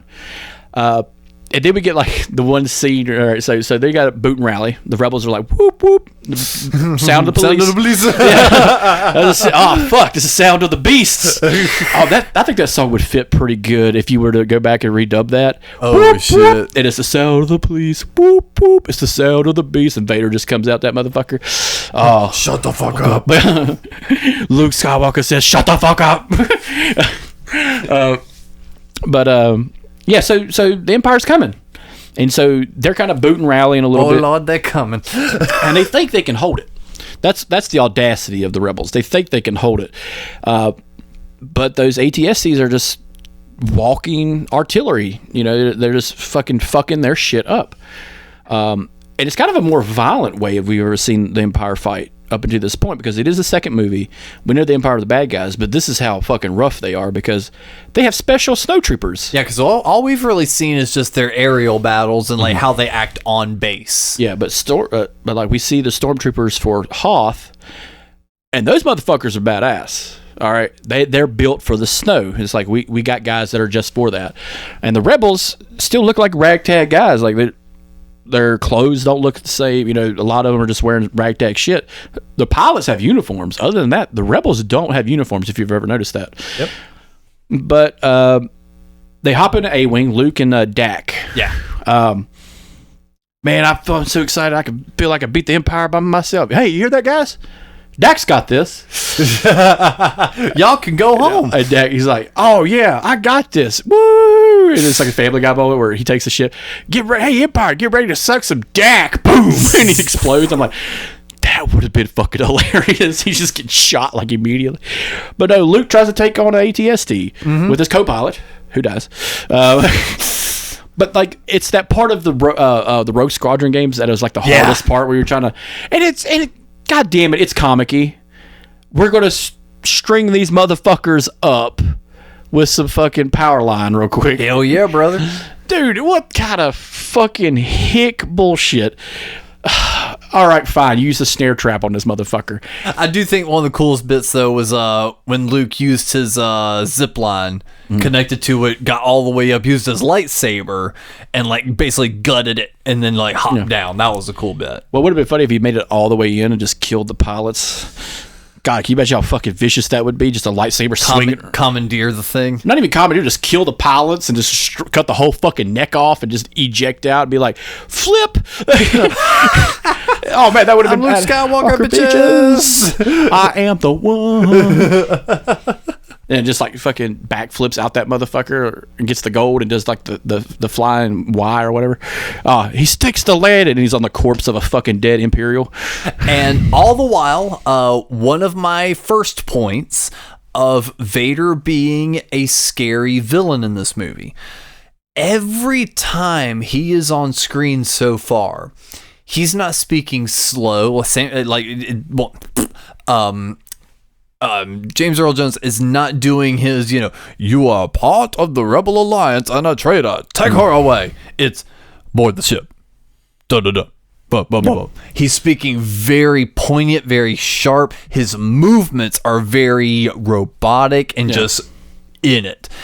When the first scene I'm thinking of is when the snowtroopers bust through kind of like the comm area. Yeah. He is walking in like a motherfucker that's looking for some money. It's just he is looking for that bitch and his money. And they carry that kind of strong stance that entire movie, and I think that's what kind of creates that scariness, because again, you have to think of context of only the first movie. That's all we have. We have mental context of everything else. This guy's going to turn this room into a blender real quick. Yeah. But imagine just the context of the first movie. Vader has some pretty intense scenes in this film, and even more so later on. And I don't think that pure death and bloodshed has to do it. He's almost the mob boss. Yeah. The mob boss is someone to be feared. You don't see him with a gun in his hand. You don't see him with blood everywhere. However, you don't cross this motherfucker. But to me, where it's always like the soldiers are there first, it's like, if this guy's your top tier guy and we have the 3 basically criminals, terrorists, that's the guy I would have sent first. I'd send him with some troopers, but the first one through the door better be fucking him, because I've created this guy. You know, this guy's the villain. This guy killed a Jedi Master, survived the Death Star, and is now chasing the people that destroyed his basic, ship. Every good leader has their bodyguards, though. So you've got people in front and behind. You have to protect yourself. But we know that he's not a leader because the leader gets killed on the Death Star. Well, we don't know who is leading him now, though. Yeah. So you could, all intents and purposes, believe that Vader is now running the shit. So, but anyway, we go into the context of, and this is where I have a myth. They left something out, the deleted scene. C-3PO is psychotic. C-3PO in a deleted scene kills a bunch of stormtroopers, runs away, sees a door that says "Do not fucking open" because there's something in this goddamn thing, and he rips the warning label off of it and keeps running. It saunters on. He saunters. He doesn't run. He saunters. We know why he saunters. He's shuffled. He's a shiny gold man. He's a fancy boy. So he runs up, and some snowtroopers like, in here. And a fucking monster bear grabs that motherfucker. Like, oh my God. I love it. And the second one just like closes the door. He's like, okay. It's like, what would have been funny if it was just a cutaway of just a stormtrooper's arm holding the fucking warning label on the ground, and like troopers just seeing that and running, like sons of bitches, son of a bitch. But so they're on their heels. Luke almost dies, because his ship crashes and he almost gets stepped on, which doesn't make any goddamn sense unless he like crashed like 2 seconds before that fucking giant foot came down. And I let it go because that's the iconic scene as the opener on Hoth. And his belt was stuck. Goddamn seatbelts, man! It killed Earnhardt. It killed him. Fuck. God damn it. That's why I never wear one. That's why I want to be thrown clean. I want to be thrown clean. You always heard them stories back in the day. I want to be thrown clean, thrown through the glass. I ain't getting decapitated. Oh hell no, man! If I can't enjoy a couple beers after work, what's the point? God. A couple blue milks after work, you know what I'm saying? All right, so they're fleeing like a motherfucker. But here's the fucking audacity of Luke. I got to separate you guys. I got to go somewhere else. And I'm just like, if I'm Han, I'm smacking that motherfucker in the mouth. No, you're not. But I have to see this dude named Then we all Yoda. Go. Let's all go. Come on, let's make it a family trip. Real quick. No, you go see your friend in the cloud world. I'm going to go this way. No, I'm good. I haven't seen him in, let's say 20 years. What's another fucking day? Like, come on. You think he's going to give a shit? No. And the scale that I'm missing, this motherfucker, yeah, it's fine. Let's get the fuck out of here. But nah. Nah. They separate, and it's a fucking joke. He takes an X-Wing, a spare. I love that there's a spare. Oh, yeah, totally. Him and R2 hop in that motherfucker and boogie on out. Mm-hmm. Obviously, he's a better pilot now because he's a little bit straighter on the trigger, but he still crashes the son of a bitch. That's what gets me. He's a terrible pilot in all intents and purposes. Who could have landed on that planet? A Jedi. A real Jedi. Well, that's why he's going, to become a real Jedi. Maybe should have took some instructions on how to pilot a goddamn jet. I'm just saying, I'm not being an asshole about this. I'm being practical. Look, his daddy was a good pilot. It'll fly in court. That's not genetics does not determine whether or not you're good at fucking driving. No, it's like my daddy's a cop. Yeah. My daddy's a good pilot. It'll pass in court. Yeah. What a fucking shit show. Goddamn Skywalkers ruining the galaxy with their bullshit. Anyway, back in my day, the galaxy was fine before the Skywalkers came. It's going to be fine after the Skywalkers go.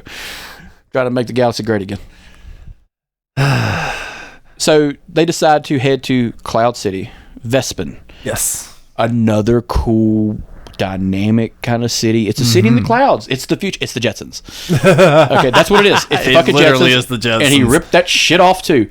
Because Spacely Sprocket has a thing on his ears and head that wrap around his head.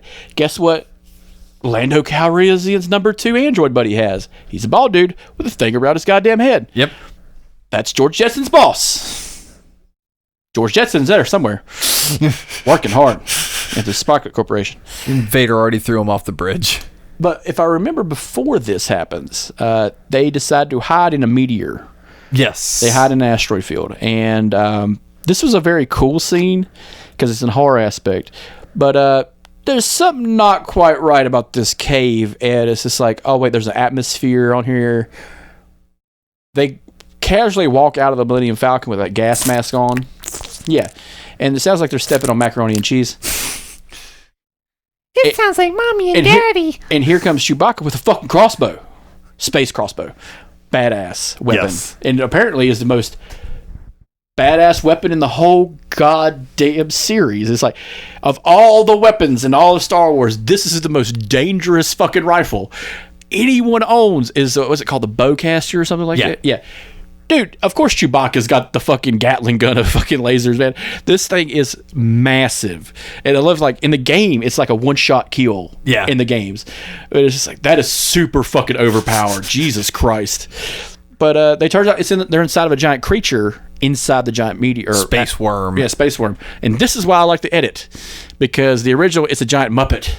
That is just, and it still is. It still is. But yeah, they never changed that. I remember seeing a changed version somewhere there. Really? Yeah, it was I think that may have been it was a CGI texture. No, I'm pretty sure it was in one of the movies. It was one of the VHS ones. I don't know. It's been a while since I've seen this movie. I'm going to either way, it's a good scene. Yeah, it's fucking scary because they're like, oh, fuck. And you see the teeth close. And it's that Han Solo, Wild Wild West, fucking gone. Out this bitch. And he still got C-3PO with him for some goddamn reason. But it's a cutaway between Han Solo and Leia and Luke. Yes. The dual stories. And we get the swamp edits. Luke's bebopping along. R2 almost drowns and then starts puking. Yep. And the satanic creature Jim Henson has created has arrived. This is like, ugh. This is where I kind of enjoy some of the edits a little bit more on the swamp end instead of the other side where it's the Vespin. Vespin was done fine. You didn't need to edit a lot of that. This one you kind of did because you needed a little bit more clearer shots. There is a lot, like I've seen side by sides where it's darker. You can't really see a lot. The textures of the Muppet is done well in light, but outside of that, in the darkness, it doesn't transfer well. Yeah. So they do. Yeah, they did a lot of color corrections. They didn't do a lot of CGI enhancements, but they did a lot of color correction. Yeah, because you weren't really want to show off, the 3 guys that had to operate fucking Yoda and the 2 guys that had to operate R2, And actually, we didn't mention this in the last episode, but another interesting color edit that they did in A New Hope is in that final trench scene, R2 was actually filmed with black panels because of the way they had to shoot that scene. And then they kind of tried to color correct it in the 70s, but they weren't able to really quite match it. And then in the special editions, they were like, fuck it. We can make them fucking green if we wanted to, but we'll just give them the blue panels on his head. Yeah. But yeah, we were introduced to the main Jedi of our story, Yoda, our new old man Merlin type character. That's basically what he is, a Merlin character, to guide our character along in spirit. But he's just like Kenobi, man. He's hiding some shit. He's not saying everything he needs to, and it's fucking acting like some fucking weirdo. Oh, who do you see? That is dumb. That is dumb. You didn't like that? Nope. About as much as I like Jar Jar Binks. Really? Yeah, I'm not a big fan. So you rate Yoda up there with Jar Jar? That fucking weird ass laugh, yeah. Yeah, it takes me out of it a little bit. So I understand it's a fucking kids movie. I get it. Well, not just that, but I was gonna say, so like you're also imagining prequel Yoda, where he's speaking very, logically, and to a crew, and very dictatorially. After episode 3, for all intents and purposes, the dude's been living by himself. It's true. Imagine this is where a Chris rewrite would have came in, where it's not Yoda he meets, it's Mace Windu. Oh my god! Can you imagine how more compelling of a story it would have been if it was Mace Windu hiding out the whole fucking time with nubs? No, but again, you're thinking of context with the prequels. But I'm saying if I was to rewrite it, yeah. Like I've said like multiple times, this is how I would have rewrote it. Mace Windu was on Dagobah, learning new parts of the Force to combat the Sith and bring balance to the Force, because Yoda probably was murdered. He was killed with like a can of Raid or something. But yes, it takes him back to his spot even. Hey, come check out my little house, you tall motherfucker. It's going to be uncomfortable. Just saying. Deal with it. There's nowhere to sit. And your robot. And I'll show you Yoda over there. Yeah. And your robot, he can stay outside. Fuck you. Second movie in a row, racism toward robots. Yep. And this is the actual context of everything is just, if he knew he had wrote the prequels and he knew R2 was going to be part of it, bloop, bloop, bloop, bloop. I'm like, Yoda been like, don't fucking say my name out loud. You don't know me. You don't fucking know me. Did they ever cross?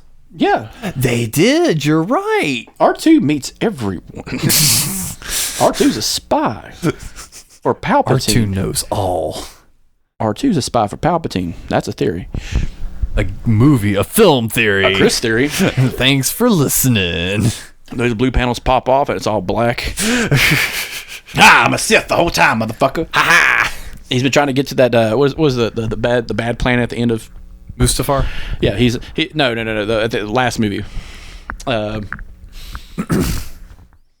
a Skywalker. This is it. The last movie. Tatooine? Rise of Skywalker. Oh, where's the bad planet? The Sith planet. Just R2 showed up. Yeah. Just R2 showed up. Hey, you forgot your lightsaber in that conference room. It's just R2's had that red lightsaber, that badass pearly one, the whole fucking time. God. What a dick. He had it the whole time. But no, Yoda, this is the big teaching moment. This is where we get our fucking Rocky montage of just like, let's do some push-ups, some calisthenics, and some force stretching. Well, at the HUD is when he finally explains to him, he's like, well, I'm Yoda, motherfucker. Yeah. He's like, what, you? He's like, do not deceive me by my side. Do not be deceived by my size, motherfucker. I can do 360 flips and fight a fucking Sith Knight. He's like, really? Yeah. I've done it twice. Let's do it. Yeah, that's... Rise it up. Rise it. There's Eye of the Tiger just play it. The fact that George Lucas, I understand you want John Williams, but Kenny Loggins was right there. Waiting. Eye of the Tiger is on the fucking, like, I got this song. Bum, bum, bum, bum, bum, bum, bum, bum. It's going to be better than the Flash Gordon one, I swear to God. Bum, bum, bum, bum. It's just like, Flash! Ah! Another ripoff. I hate that song. I love that song because I love the movie. It's so fucking stupid. Flash Gordon fights a white man dressed like an Asian. One of my old drummers, he used to work at the same warehouse I did, and we have like one of those Sonos speakers. And I don't know what the fuck happened, but he was listening to that record. Oh, the Flash Gordon record? Uh-huh. And it got stuck on that one song on repeat. Oh, yeah. And he went to lunch. So for 30 minutes straight, it's just In Flash. the background, I hear, Flash! Savior of the universe! you got. If you're white, you got to say that part. He'll save every one of us. And it's just actually just like parts from the movie. Yeah. Being said over the track. See, yeah, I am done with that fucking song. You would have loved it when Darth Vader came on stage for Queen and he was on his shoulders. Seen that, yeah. That'd be pretty fucking up because the whole time, you know what he's singing? Bicycle. And I don't like Star Wars. And it's like, that's a lyric of the song. He's riding Darth Vader. So that's pretty fucking rock and roll, bro. But so between that, our montage scene of he's actually learning what he can do with the Force. Rising up. Yeah. The Tiger motherfucker just shows flashbacks of his parents getting fucking murdered and fucking Obi-Wan getting killed and them having to shoot fucking stormtroopers in the back of the head to keep the fucking silence, and it's just all the horrific shit he's had to do from fucking New Hope to goddamn Hoth. And it's just, I got the tiger. And it's just him like stabbing shit with a lightsaber to see what it works. He killed tauntauns and just all kinds of shit, just nasty shit. But as this is going on, we're introduced to Vespin. Yeah, let's come on down to Cloud City. The price is right. Yes, we got some Colt 45. The one toy I regret not having was the Lego double red ships. Yeah. You remember that? I always wanted one, even though they look dumber and shit.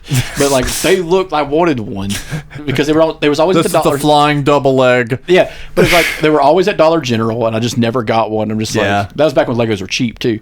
God damn, what a time to be alive. But no, we're introduced to Han Solo's ex-best friend. Yes. Lando Calrissian. Friend of me. Lando is the smoothest talking motherfucker in the galaxy, And Leia about to fall for it. And Han's just like, look, let me tell you about my buddy Lando. He's a smooth talking pimp. Maybe from Memphis. But watch yourself around him. Mm-hmm. And he actually kind of lulls them in, because that's something good Lando's good about. We know this context now, but Clarence Williams, or what's his real name? Was it Clarence Williams? The third? No. What's Lando's real name? In real life. Oh, it's Clarence Williams. Billy D. Williams. Billy D. Williams. But yeah, Billy D. Williams in real life is a smooth talking guy. So he's basically playing himself in the movie. That's what's for a second, I thought you were trying to talk, like, because you said with context now, I thought you were talking about the Solo movie. So I was trying to figure out which. I will say the Solo movie gives a better context of how Lando is and why he's like that. Because in the Solo movie, you've never seen it. In the Solo movie, Lando has a very certain set of rules to live by, and those rules betrayed him, and that's why he's like that. Does that include screwing a robot? No, he just really loves robots. Clearly. We assume that he fucks them because his dick's too powerful for human women. But Disney changed that when they made him a abandonment father. But that'll come up later. And that's in a few weeks. 1, 2, 3, 4, 5, 6, 7 episodes from now. Yeah, we'll get to that. Trust me. We'll get to how he's a shitty father. He's probably just on a drunk bender, went out for some space milk and never came back. Went out for some death sticks. I was going to say that. Went out for a pack of death sticks and never came home. Yeah. But no, this is the big betrayal. You know, this is the cool scene. This is the Vader scene, and this is I don't see option it, number 2. I didn't see it as scary. It doesn't seem as over the top as a villain. Like, it just seems like, gotcha, bitch. So I'm going to kind of combine a handful of these scenes together. The meeting in the dining room, which, by the way, I want to see the continuation of that. The robot chicken, like, Daddy, this is my boyfriend. Shut the fuck up. Yes. Yeah, no. It's just like he's using the Force to hold their hands down on the fucking table and probably like forcing Han Solo to like comically grab a cup and put it to his face, and he's just like shaking it, and it's just like getting all over his face, and he's drinking it. And it's like, that would have been some campy fucking bullshit, because I bet you they filmed it and destroyed it because Han Solo probably looked like he had fucking Tourette's. So again, one of the reasons I point to Vader being a scary villain in this one, walks in, stops the blasters with his hand, and fucking hits them with it would be an honor if you would join us. Fucking dick as big as a goddamn lightsaber on that fucking table right there. Like, sit the fuck down, assholes. Why the fuck you coming in my place trying to shoot at me? Yeah. Sit your ass down. It's not much a villain thing, more of a badass thing. That's just how I saw it. And to me, that makes for a good villain. What's the scene right after that? Bam! He's got Han in front of this fucking, like, torture-looking thing. Cuts away. You hear Han screaming his fucking lungs out. He fucking walks out. Well, he's just like, oh, you don't fucking like what I'm doing here? Well, I'll fucking take more of your shit. How about that? Yeah, pray I don't alter the deal. He's like, this deal keeps getting worse and worse. Pray I don't alter it further, motherfucker. And fucking turns around and walks out. Cold-blooded. He fucking walked into Lando's spot, fucking took the fuck over, all because he wants Luke. All for one person. Took control of a city. For one person. But another that thing, to me is a scary villain. Not to me. It just seems like a mobster. And a mobster's a scary villain. A mobster's got connections. Not to me. Not to me. Okay, so not to get too real life, what's more scary to you? A mobster that's got your number, he's got your name, he's got your ass. Or a fucking maniac running around downtown with a gun? Probably a maniac. This is why this is kind of a personal thing. This is why I don't understand the crime that is extortion. Okay, if I come to you and I beat your ass and I tell you give me money every week so I don't beat your ass, but I want to make sure no one else beats your ass too. That's a stupid crime. There's nothing really stopping me,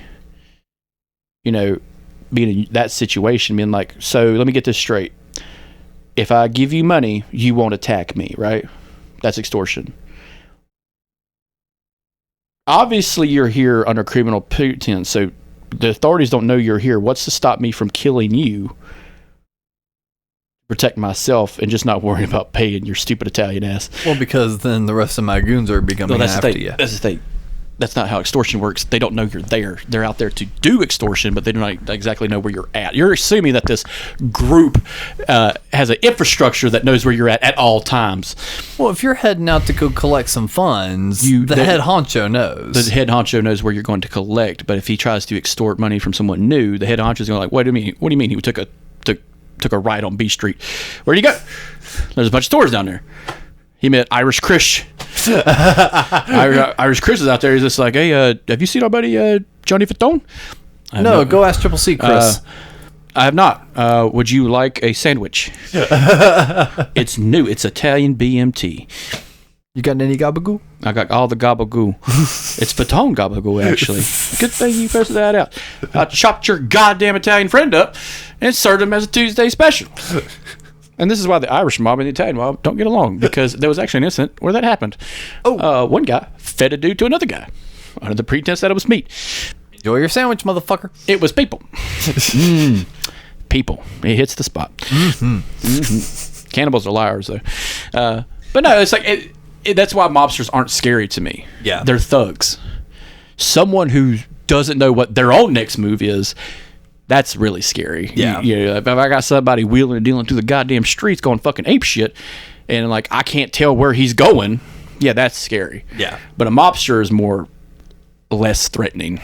Oh, yeah, and subplot, by the way, on all this, after they walk in, 3PO just fucks off by himself. Yeah, just wanders into a room and gets shot. Yeah, he's part of Scrap. Yeah. They tried to scrap his ass, even though this is something Darth Vader built with his bare kid hands. Yep. Back when he had hands. And a comic book actually kind of filled in that gap. He didn't he was going through I think it was because that right before Chewie finds him was right after the Han interrogation, when he walks out from Lando and he's like, pray I don't alter the deal any further. When he's walking through, he sees, this is in the comic book, he sees the 3PO head in one of the bins. Yeah.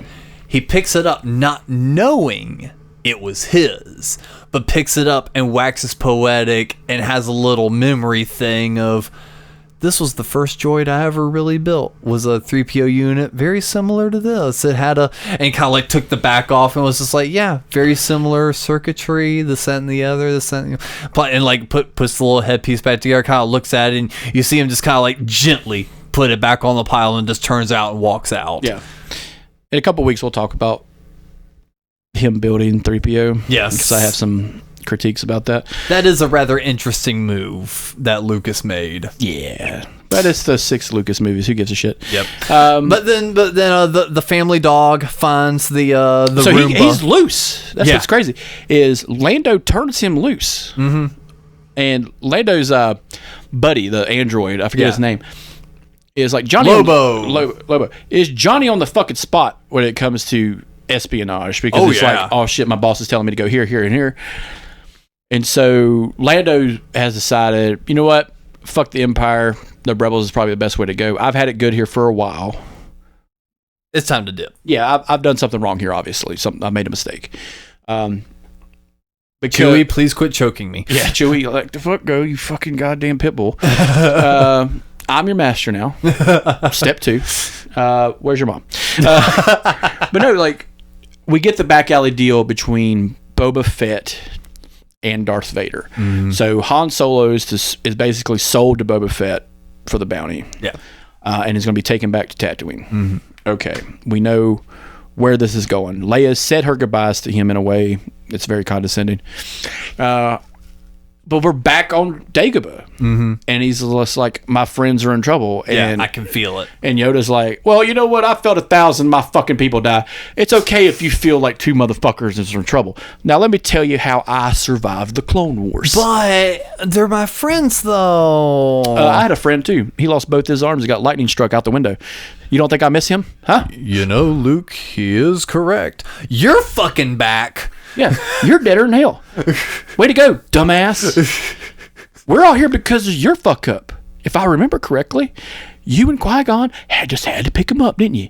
You had to put some money down on some goddamn racing because your gambling addict master decided to bet the whole goddamn universe on this fucking little kid.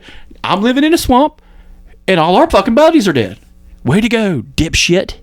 You and your fucking rat tail fucked us all, didn't it? All the while, Luke's just like slowly climbing in the X-Wing. Yeah, it's like, okay. He's sundowning. He's talking to a ghost, and he's like bebopping into the X-Wing. But before that, Yoda shows him like how to. Well, the maximum part of the Force was, let me show you you're bitching all the time. Let me show you what I can do with the Force. You can barely move a rock. But look, and he picks up a fucking space fighter and picks it up. Bam. There it is. But he warns them. He's like, you get in that ship and go. You're not going to do well. Mm-hmm. You are not finished with your training. You don't know shit from shit right now. You are barely a Padawan. That's what it is. He's barely a Padawan. Good luck. You picked up a lightsaber one time. That's it. Yeah. And you killed what? A bear? Okay. A dumb space bear. That's what you killed. I've killed hundreds with my goddamn lightsaber. I've killed a human. Yeah, I fought with the Wookiees in Nam. God damn it! All right, if it was, dude, it's just like, dude. There's a video of a soldier in Ukraine listening to fucking Fortunate Son shooting a fucking rocket launcher at a T-90 fucking Russian tank and lighting that goddamn thing up, and I'm just like that. If Ukraine doesn't become the 51st fucking state in the next 5 years, I'm gonna be really pissed. Because we need another star on the flag. You know what I'm saying? To put some oomph back in the goddamn country. All right. They've earned it. Put a little pep in our step. Yeah. Let's put some boots on the ground, brother. But no, he fucking takes off. And it's already the dire end of the movie. Because this movie is very fast-paced. Now, real quick before you get away from that, there's one important thing that I want to get your opinion on. He's climbing up in the thing. Both of them are saying, stop, don't go. He goes, I gotta save my friends. Gets in the thing, bebops out. As he's flying away, Yoda and Kenobi kind of chat with each other, and he was just like, I thought you said he was the one. He's like, he is. He's like, but there is another. That right there, to me, says he may have had an idea for Leia anyway. He did, but somewhere during a coke binge, he fucked that up. He forgot something, and then wrote Return of the Jedi and said, you know what, fuck it, they're brother and sister. Fuck it. But then what could there is another line mean? Could just be another Jedi. It could have been there is another person that we haven't met yet. Can you imagine if we had introduced someone else that has a similar story as Luke? Just another person? Or why can't Leia just be a Jedi from Alderaan? Why does she have to be genetically related to the other one? Because he's supposed to be the chosen one. Yeah, let's go back to George Lucas's I wrote 6 movies in a day fucking campaign of, oh no, I had this all written out. Wait, you're telling me you created a whole fucking religion where they can't fuck to create more Jedi, even though that's true? No. They cannot have attachment. They can fuck. Yeah. Jedi fuck. But they don't fuck. But they don't love. But yeah, they don't have children either. So they have this weird Catholic mentality for their little priests, warriors, that they can't fucking have kids. But even though it's a proven fact that this bacterial infection transfers through the utero into more goddamn Jedi child soldiers. Hey Yoda, maybe you made some bad decisions because you're fucking old. I bet Mace Windu would have been like, look, why are we not taking him to the clone planet and making like 1,000 little Anakins? Like, why the fuck are we talking to this little kid right now? Yoda, like, that just seems like a bad idea, though. Nah, I want 1,000 Sam Jacksons. Like, can you imagine that fucking airdrop? Instead of motherfucker. But instead of clone troopers dropping into fucking Geonosia, it's just a bunch of Mace Windows. The first one kills Jango Fett immediately. Christopher believes in like, I'm going to kill myself. I do not want to be taken alive by these guys. I'm out. Here's the Death Star plans. Here's Palpatine. I tell you where he lives. Here's his fucking vacation house. Here's his country house. Here's the social security number. Yeah, go find him. Here. God, Mace Windu by himself about took out Palpatine. Yep.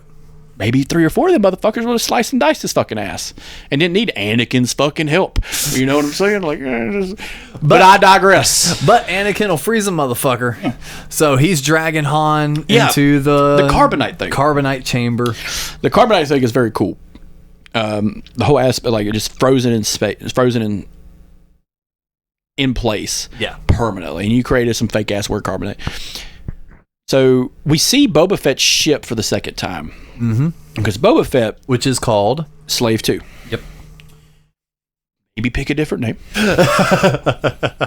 Slave 1 was just probably called Slave because there's no idea of, like, he's going to have a Slave 2. But Slave 2 and all, was a cool looking ship. I kind of liked it better later on when we see it kind of more like when I see it as like a toy. But how it moves, how it kind of gets around, it lands on its back, which was pretty cool, and then the whole cockpit shifts, which was kind of cool. Cool to see in like the Boba Fett series. That was when that that show was really good. Is when you're showing, hey, like, remember, this is a ship. This is actually how it works. So that's fucking cool. So it's like a ball bearing in the middle. Yeah. It's like a gyroscope in it. Yeah, that's what I was thinking of. Yeah. But ball bearings don't exist in fucking Star Wars. Neither does paper or bras. Not a bit. Not a fucking bit. But a religion exists. That's real, technically. That's the scariest part. Their religion's real. More real than Scientology. Yeah, goddamn right. But yeah, so we see Luke make it to Vespin, but it's all with the... Like, this is where the time slip kind of happens, because this has to happen around the same time Chewbacca's being free. So it takes him a while to get there, but this is like what's it talk? Well, I think he shows up. They actually they telegraph it a bit in the movie. Han gets put into the reactor, and sorry, they're about to run a test. That's what it is. They're about to run a test, and Vader gets word that Luke has landed. Yeah, and he's just like, "All right, throw him in." Because I gotta get this thing set up for Luke. Throw him in. So we actually see a few more characters. Like, let's just go into like set development and stuff like that. We see a lot more alien characters walking around, which I thought was really cool. Like, even in the special editions, they kind of refined it just a little bit. Yep. But yeah, it's the setup to the fight. And before we get to the fight, Lando's got his guys, secretly doing some espionage shit behind the Empire, and Luke is making his way through Vespin until he gets to this corridor. Yep. And this is where I would argue is kind of scary, is the corridor scene, where it's this, because they do it real well in the new Star Wars movies, where she's having this weird fucking, like when Rey is having this weird like vision, and they show the corridor where Luke first fought Darth Vader, and it's this just intense vision, and you hear the clashes of the lightsaber, and you hear the screams and stuff, and it's like, that's one of the good things they did, this callback to one of the best movies ever made. This movie isn't doing so hot. Let's remind you of a better movie. Yeah, but like, it's a good callback because that's their job. It's Star Wars is nothing but callbacks after like the third movie. Yeah. So he makes it to the room. Leigh is yelling at him, "It's a trap! It's a trap!" Yeah, and God damn it, give her a gun. Can you imagine if she had that crossbow? Oh God, she would just one shot flew back like 3 feet. It was like gone, bounced off a fucking wall or some shit. And Chewie's like, dumbass. You're supposed to brace yourself, and he cocks back. Pop, pop, pop, pop, pop. That's one thing I love about Star Wars are the guns, because the guns are based on real goddamn guns. Yeah. The stormtroopers are carrying light grease guns from World War II that were refastened. Han Solo's gun is a Mauser pistol that's been redone. And I'll tell you this, in the gun industry, those guns are about gone. Yep. Because of fucking Star Wars players. Fuck them. Dumbasses, you are destroying a relic of a gun that is never going to be remade. A Mauser pistol is so fucking hard to find, because it's actually used in a Western I really like called The Silence, one of the most underrated Westerns of all time. I recommend anyone to go see it. It's about a man who can't speak, and he's a killer. But he carries a Mauser pistol because, fun fact, the holster of the Mauser pistol is actually the butt of the gun. You screw it into the back, and now it's a rifle. But I digress. Just talk about guns for the next 15 minutes. One of those goddamn stormtroopers just carried a goddamn M40 from the Nazis. Like, that's what he's carrying. Huh, y'all ever notice that? Yeah, that's pretty fitting. You ever notice that all stormtroopers carry Nazi weapons? That's fun, right? And the rebels are carrying shitty weapons from the 1800s. Fucking scum. History we forgot. We were talking about that. Props of history. Ugh, what a shit show. Oh, that'd be a good one. That'd be a shit show. It is digressing into me talking about fucking Amelia Earhart being killed by natives. But anyway, I digress again. I'm digressing until I get to the basement of rock bottom. Well, I'll help out here. So we eventually get to the main fight. And this is my prime example as to why Darth Vader is a scary villain. We have gone from basically geriatric, stoic, stick figure Vader, kind of touching tips with, Obi-Wan in the last movie, to all of a sudden, he's one-handing this shit. Yeah. And he is whooping Luke's ass. He is kicking this motherfucker off platforms. It's not hard to kick the shit out of a kid. I mean, but he's doing it. Yes, but I'm saying it's not hard. I imagine if I fought Mike Tyson, it wouldn't be hard for me to get my ass beat to death because I'm not a professional boxer. It's just like you're watching a professional fight an amateur. Yes, but it's still a professional villain. That's what I'm getting at. It's like that's still a scary thing. And fast forward a couple scenes later, my favorite Darth Vader scene growing up is actually in this movie, and it's Luke walking down one of the corridors. It's right before he gets to the ledge, but he's walking through that corridor. He's kind of walking slow. He's already got his lightsaber out. You can hear the radiance of the saber a little bit. All of a sudden, Vader pops out from the fucking side with his fucking lit and is just like hitting the sides of the wall, throwing shit. That was my favorite Vader scene for the longest time. And I like that that's the callback in Obi-Wan because he's throwing shit at him, and it's just like this is what Vader has to do because this is what he knows to do. I think this is one of those things where you want to go back in time and you want to tell him, just make episode 1. It's okay. Just make episode 1. It's fine. Make it first. Use Muppets. Do whatever you got to do. Make episode 1. And Luke gets sucked out the window. And that's another thing too. It's not explained that. All right, so they pop open a window, and air sucks out. That doesn't make any goddamn sense. It's not pressurized. We know this place isn't pressurized because when they land the Millennium Falcon, they just walk out of the Falcon in the open air. Luke falls onto the Falcon and a few minutes later. But there's no reason for air to be sucked out of the fucking room. They're not in a goddamn jetliner. All right? They're not in space. I think the logic behind it is that that huge open space is kind of like a huge wind tunnel. Does that make sense? Yeah, I don't know, man. It bothered me for a little while because I was like watching. I was like, but it's not that bothered you, but not the sounds of explosions in space. No, because it's a children's movie. But we get the scene, the famous scene that everyone misquotes. I'm your daddy. I'm your daddy. I'm your pappy. That's what he actually said. I'm your pappy. No! You killed my daddy. You goddamn right I killed him. He turned his goddamn back on me when he was looking for his dead wife. And his fucking kids that I fucking tried to murder. And look, I'll be staring at one right now. So I grabbed me a rip of my Copenhagen? Yeah. Dude, I popped the top on a can of Copenhagen, pulled myself a dip, and you know what I did? I cut his fucking head off in front of his wife. Your mama. God, can you imagine how fucking rough that would have been? He's like, if he described how he killed Anakin Skywalker. Yeah, and Jesus. I'm over here, I'd be sitting over here describing that, and you're like, weak. Not scary. Yeah, fucking lame ass. Stop reaching your fucking robotic hand out.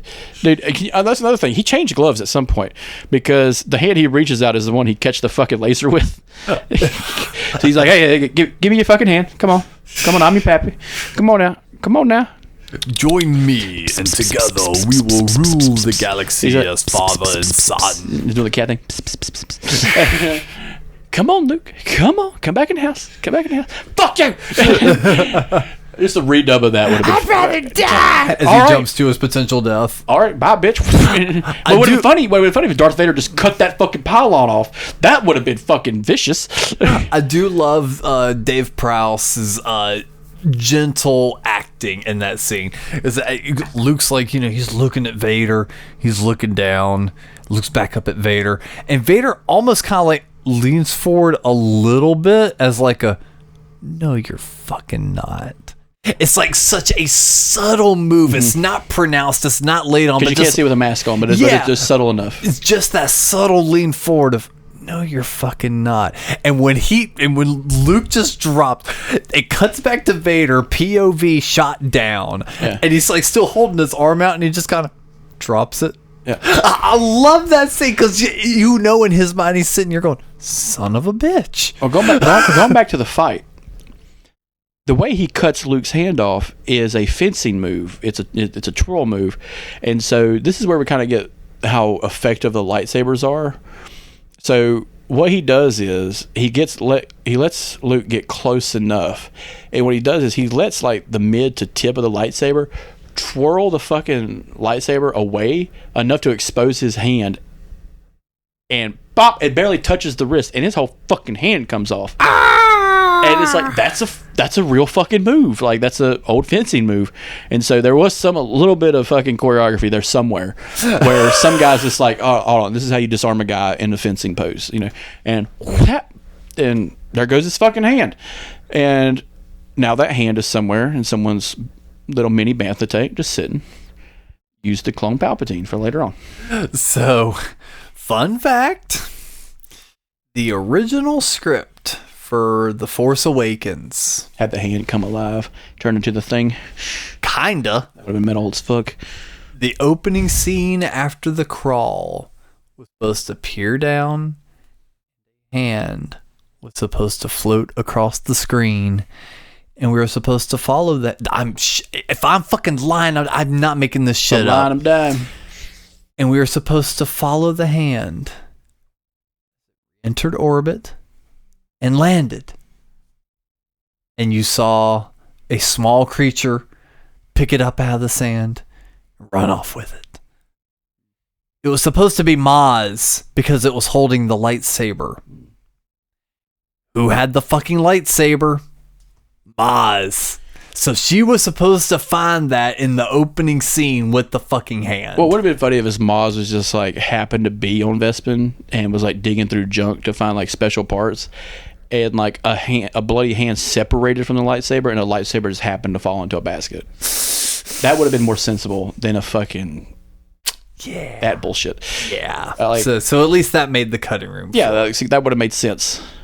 That would have been fine, because this is the most dangerous fucking lightsaber in all the fucking canon. This is the Youngling Slayer 9000. All right, what it's full strikes, baby. But another thing too is it's like, so he falls, lives. It's a caveat. So he falls, and Vader's just like, well, I'll be goddamn, motherfucker had it in him. Yep. All the while, our other crew is getting the fuck out of Dodge. Oh yeah, they're fucking stealing gas, putting tires in the back, and fucking getting out of there like Patrick Swayze in Roadhouse. And they see Luke like under the Vespin. Well, no, they about get out of there. Yeah, like Lando's like fucking ducking and weaving. Fuck this goddamn place, dude. He's getting the fuck out of there. And then, sure enough, like a fucking girl, we got to go back. Turns around. We don't, bitch. He about fucking backhands her. He's just like, the fuck you say? If there was any context of the Solo movie, it's just been like, no, I finally got my fucking hot ass ride back. I'm not going back for. Who are you talking about? Han's gone, you dumb bitch. Like, who are you talking about? Some guy I've never met before? Get the fuck out of here. Yeah. No, I'm out. But yeah. Hey, Lobot, go. Lobot, that's his name. Lobot, go pick up this cracker she's talking about. Like, look, he'll be fine. My boy Lobot's on the job. Solid guy. He's got a double red Cadillac, man. Yeah, Luke's just hanging there upside down by his fucking legs, just yelling, Leia. And this is very real, because Luke has to have core strength, because in the poster that motherfucker has an 8-pack. All right? Not a 6-pack. An 8-pack. That motherfucker's ripped in the goddamn fucking poster. So, yeah, he could hold his own. All these people talk, he couldn't have survived. He's bleeding out. No, he's got a cauterized wound. He's not bleeding everywhere. We established that already. All right, his cauterized wound, and he's using his core strength to, do some fucking power sit-ups real quick before the fucking ride gets there. He's working on his core, always getting them gains, them space gains. But I also love that Lando is not going to turn around until Chewie just like fucking yells. I'll rip your goddamn arms off. Yeah, he's just like, all right. And they do a fucking sharp turn. That would have been funny. Let's just add that script. but they actually made a really cool scene out of that where they do the go up and then kind of correct itself and go back over. So I like that. All right, so they land right under him. Snag his ass. They catch him, basically.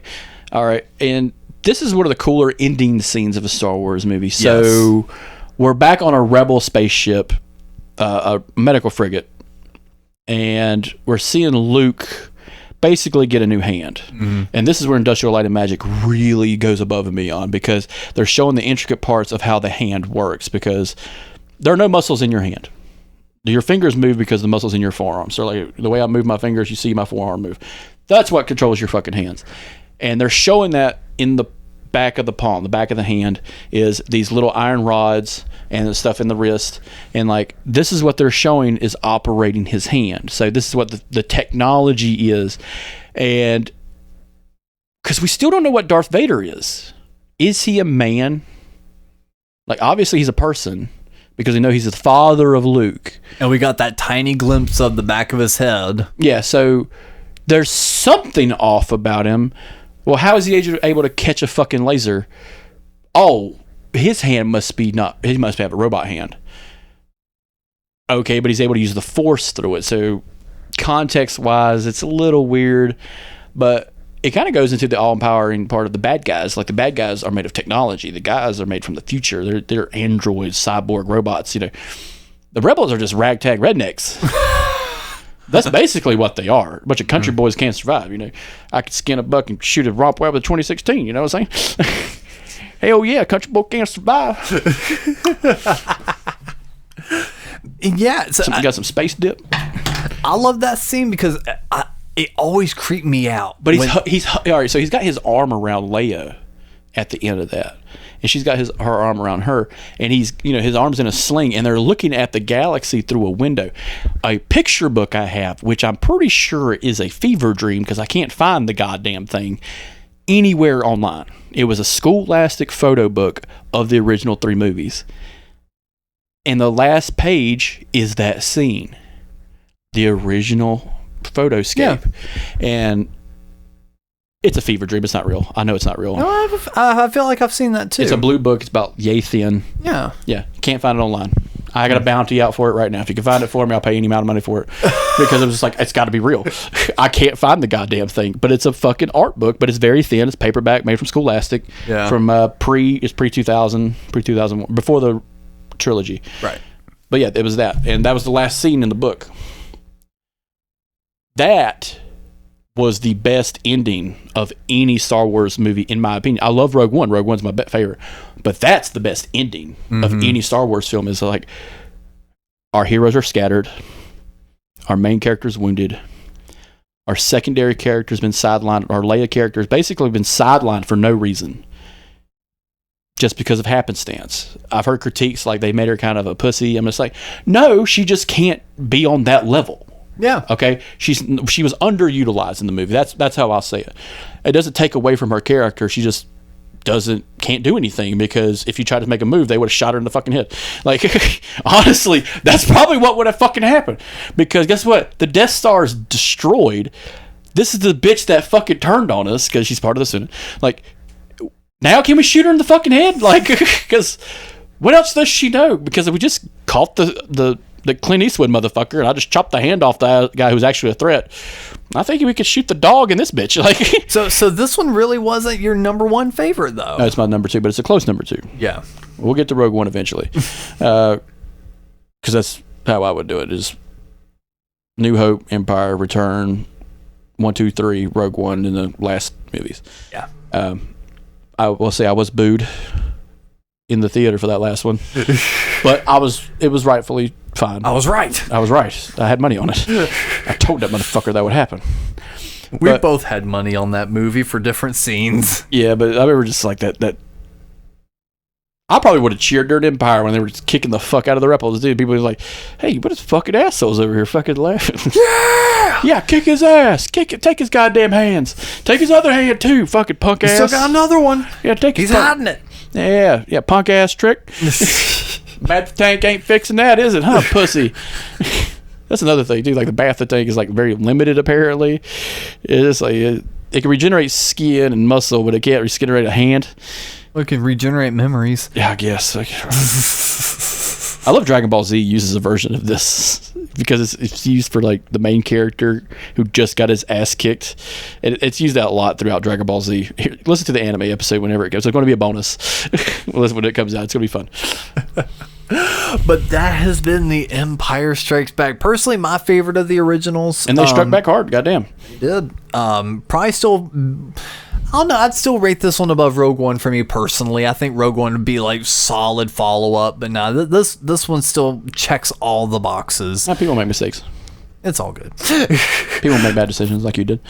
But do not forget, you can click that link in the episode description and grab you some new Something Good Network merchandise. We've got Couch Brotatoes hoodies. We got Couch Brotato t-shirts. We got drinking glasses. We got sticker packs. We got pins. We got a bunch of shit. And if you like the other shows on the network, make sure to subscribe, follow, like them all. Something Good For You, History We Forgot, Cryptic Conspiracy Cult, This Fucking Guy. Did I miss any of them? And the Couch Potatoes, of course. But you're already listening to that, and you already made it this far, which means you rock. So why don't you pick you up a t-shirt, sign up for the Discord, do all that shit. I think I've hit all the fucking marks I really need to. I'm fucking tired. Tired? You act like you worked today. It's like I fucking worked all day, and it's 2:45 in the morning. I gotta be at work in like 14 hours. So for this episode of the Couch Potatoes, I've been Alex and Chris.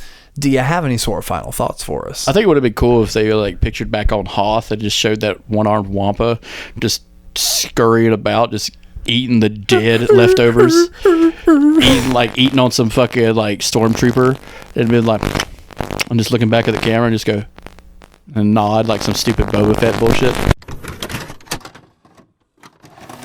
You've been listening to the Something Good Network. If you liked what you heard, you can follow us on Instagram, and check out the other great shows on the network. Link is in the episode description.